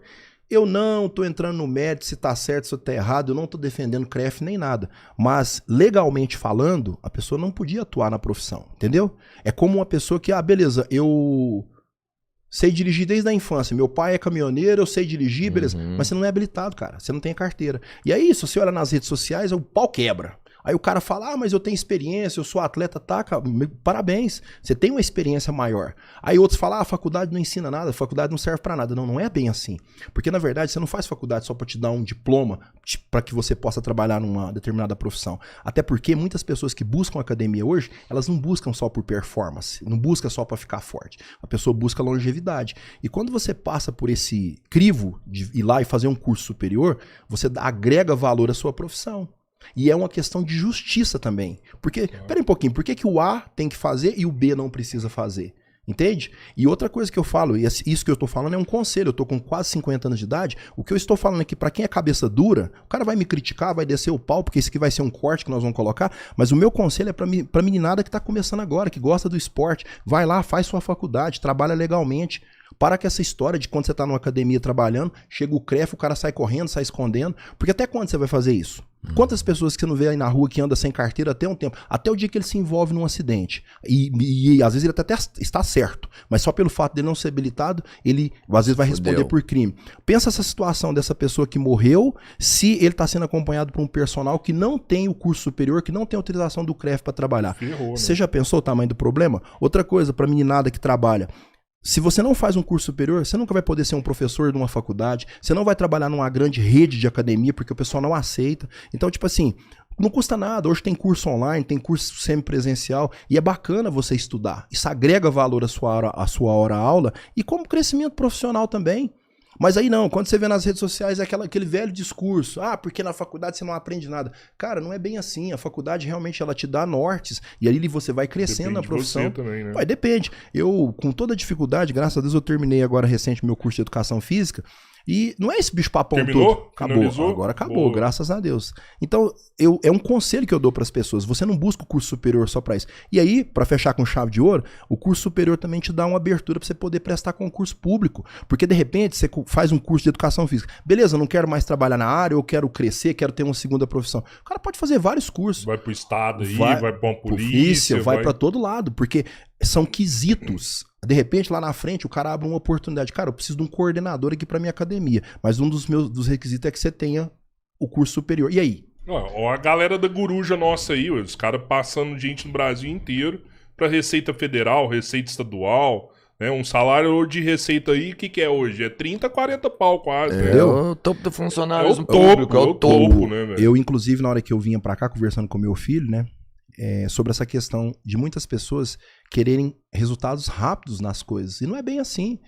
Tem processo que demora mesmo, são 4 anos estudando, dependendo do curso, às vezes 5, às vezes 6, mas é muito gostoso o cara falar, cara, eu sou formado, eu tenho um diploma, eu posso trabalhar, eu posso abrir um leque, igual, por exemplo, lá no meu trabalho mesmo na Polícia Rodoviária Federal, tem tudo quanto é profissão que você pensar, mas um dos requisitos para você prestar o concurso é você ter o nível superior. Grau completo. Então, a moçada aí de 20, 19, 18 anos aí, ó, que pode começar uma faculdade, faça, porque isso vai te ajudar lá na frente. Você precisa de poxa, surgiu uma oportunidade aqui. O cara te cobra um diploma, você não tem. Cara, são processos que você não tem como fugir.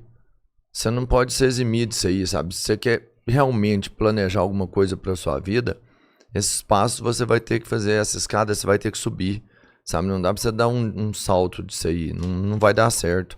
É lógico que depois, igual o Cabeleira falou do Guruja, que, cara, aí você vai ter, no caso até da academia, você vai ter um personal que vai te ensinar como trabalhar melhor o que você tem. Você tem o Guruja lá, você terminou o 3º grau. Ele vai te ensinar a estudar da forma que vai ter o melhor rendimento, que você vai melhorar, a performance vai ser outra. Mas, cara, o passo, ninguém vai carregar essa cruz pra você. Não tem como, né? Não tem como, você tem que fazer o seu todo dia. E é interessante por uma série de fatores, até pro crescimento pessoal, porque quando você passa por uma faculdade dessa, você não vai aprender só coisa relacionada a treinamento, não. Tem muitas disciplinas ali que abrem a sua mente, te ensinam o que é a parte científica, você montar um artigo, você estudar, você crescer.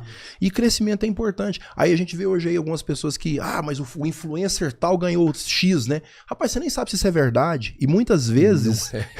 você nem sabe. O cara vai lá, aluga um carro e faz um filme, e publica, não sei o quê. E outra, o cara não pode esperar cair do céu, né?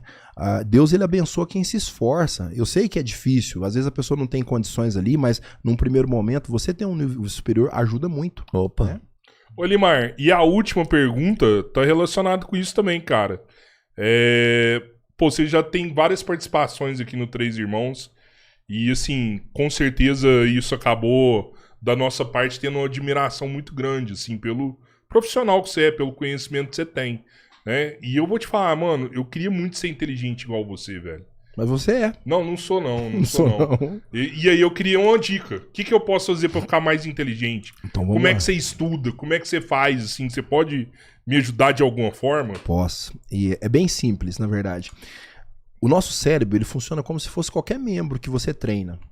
Quando você começa a ler mais, quando você começa a aprofundar em determinados assuntos, principalmente do que se você gosta, você estimula o que a gente chama de permeabilidade, você aumentar as conexões dos neurônios e você armazenar informações.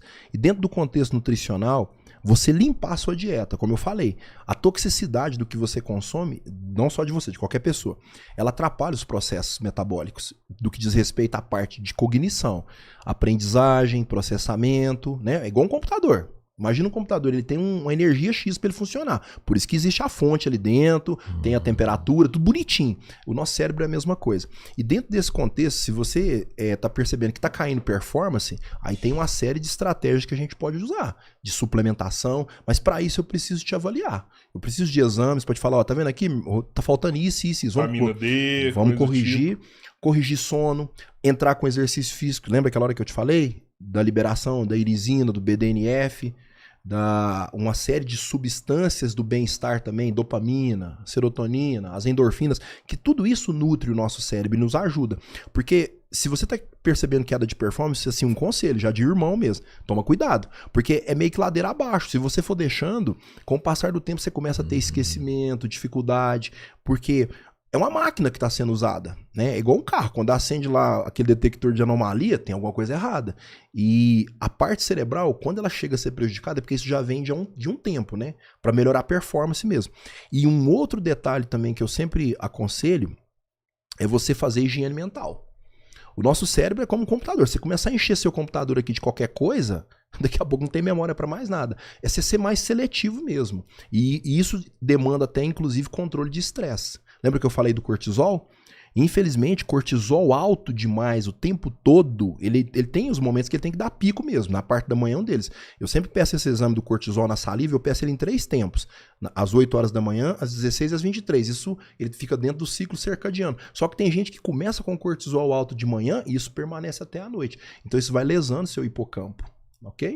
Manter testosterona alta, que também é importantíssimo para a parte cognitiva. Então a reposição de texto é só injetável? Não, tem várias formas de ministrar. Tem ela em gel, tem ela injetável. No caso da mulher, né? Geralmente põe chip. Tem homem também que coloca o chip. Mas assim, para o homem, o mais usado é injetável. Tá. Né? Um dos mais eficientes, porque o nível às vezes não sobe da forma como a pessoa precisa. Aí tem hoje alguns ésteres de cadeia longa, um decilato, por exemplo, né? A famosa libido, Hormuz, por exemplo, que a pessoa consegue fazer uma aplicação e ela durar bem mais tempo na corrente sanguínea. Né? Mas óbvio que isso aí tem que ser avaliado por um profissional médico para ele entender se realmente precisa e modular, porque olha só que interessante que você falou.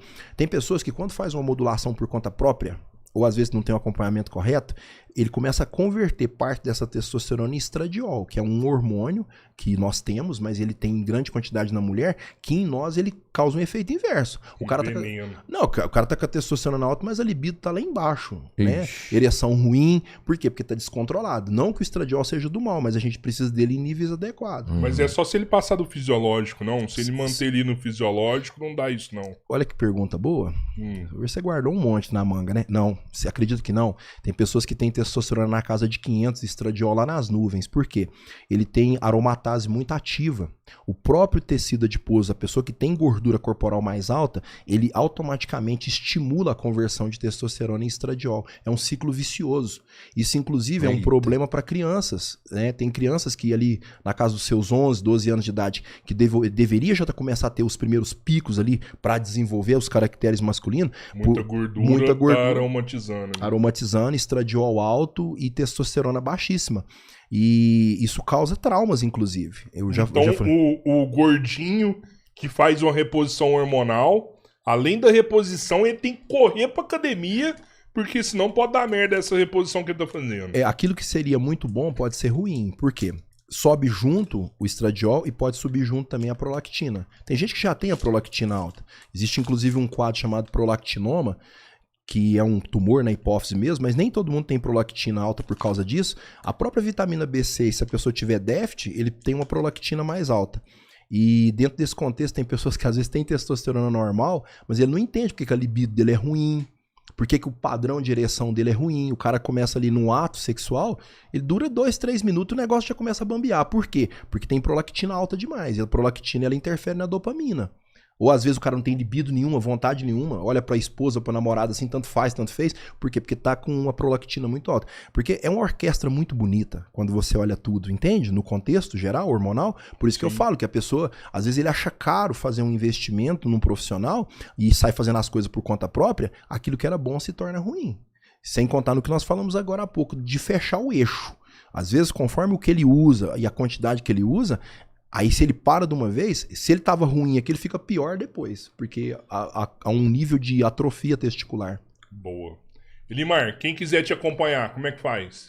Meu nome mesmo, Elimar Moura, nutricionista Elimar Moura, bem simples, né? Já fiz desse jeito pra ficar fácil. Bombando aí na internet, consulta pra tudo quanto é lugar, Brasil inteiro. E eu já aproveito essa oportunidade para agradecer vocês, porque a dimensão do podcast Três Irmãos, não só nível Brasil, mas fora, muita gente que eu atendo fora do Brasil, relato, eu sempre pergunto, né? É uma pergunta de praxe minha. Eu falo, como é que você conseguiu me encontrar? Como é que nós chegamos até você? Né? As pessoas respondem que é através do podcast Três Irmãos. Legal. E a qualidade, né? Porque aqui é uma casa que a gente toca a coisa de forma descontraída, passa informação segura, sem ficar inventando muita moda, né? Ficando usando aqueles termos bonitos pra pessoa achar que a gente sabe muito. Não. Na verdade, a simplicidade, ela funciona, né? Pô, foi até bom você falar isso, porque a partir de agora, Robertinho, todos os vídeos do podcast Três Irmãos são legendados, tá? A gente tá colocando legenda em inglês, em espanhol, em japonês, né? Que são os países que mais assistem o Três Irmãos. Você não falou em mandarim, mano. Mandarim também. Na China, pô. Mandarim também. Vou agradecer o parceiro novo desse canal, que é a Topway, gente. A gente, durante o episódio aqui, comeu tudo. O Robertinho comeu. O Robertinho? É gostoso pra caralho. Cara, não, eu abri, né, irmão, sempre eu, né? Isso porque tem câmera filmando. Eu abri essa barra. Ele acha que o povo não vê, velho. Ele acha que o povo não vê. Eu abri essa barra, mas por quê? 12 gramas de proteína. Abri as chips aqui, não comi tudo, mas por quê? Tem 8 gramas de proteína. 20 gramas já. Né? Abri esse refri, que é 0 açúcar e tem 4 gramas de fibra. Então, assim, gente, a Topway é isso. E como presente nessa parceria nova aqui do canal, eles estão dando um cupom de 25% de desconto. Caraca. Vocês podem entrar lá no site deles, tem um QR Code na tela aí. Você vai entrar dentro do site da Topway e escolher os produtos. Lá tem kit para presente de Natal, tem vários kits diferentes. Creatina, o whey que a gente falou aqui. 25%, o cupom é 3 Irmãos. Digita 3 Irmãos lá no cupom, você vai ter esse desconto. Frete grátis a partir de R$200. E se pagar no Pix, tem mais 5%. Vocês vão ver, é um alimento melhor do que o outro. E para você inserir no seu dia a dia aí. Porque vai te ajudar a bater a proteína do dia. Então, 0 açúcar em tudo. Exato, você falou e eu contar. Eu para não falar que eu não comi, lógico que eu comi, porque é muito bom. Eu comi um brownie aqui, ele tem 5 gramas de proteína. 0 açúcar, de chocolate com avelã. Gostoso, delicioso, bom pra caramba, mano. Bom pra caramba, então não tem jeito, assim. Olha que eu nem sou formiga que você é, mas o produto é tão bom que você acaba se alimentando. É saúde, né? Caramba, é muito gostoso. Então experimentem os produtos da Topway, usem o cupom do 3 Irmãos e garanta 25% de desconto só esse ano por conta dessa parceria. É uma oportunidade. Você já compra agora e guarda pro ano que vem. E dá de presente de Natal. E tem essa, viu, Robertinho? Se usar o cupom do 3 Irmãos, você tem ainda 10% de cashback para a próxima compra. Cashback, então, se for num prazo de 30 dias. Tem mais algum recado? Agradecer a galera do Spotify que tá acompanhando a gente também. Pedir para você se inscrever no canal. A hora que você se inscrever no nosso canal, vai estar em collab com o canal do Elimar também. Você já pode se inscrever no canal dele. E lembrar da AlphaCo, né, Robertinho? Também, quem quiser dar um presente de Natal aí, tem a AlphaCo que veste muito bem, galera. Se for hoje, são 4 camisetas por R$99. Ou se você for do tamanho do Elimar, É oversize que usa, esses caras gigantes usam oversize também. Isso aí é uma coleção nova, tá muito bonita. Tá aí o link, tá aí o QR Code. É só você clicar, entrar lá e aproveitar as ofertas. Até amanhã com o Lucas Rubio. Vou acabar de comer essa barra aqui, que tá uma isso aí. delícia. Valeu, galera. Fui. Valeu, Obrigado a todos. fui.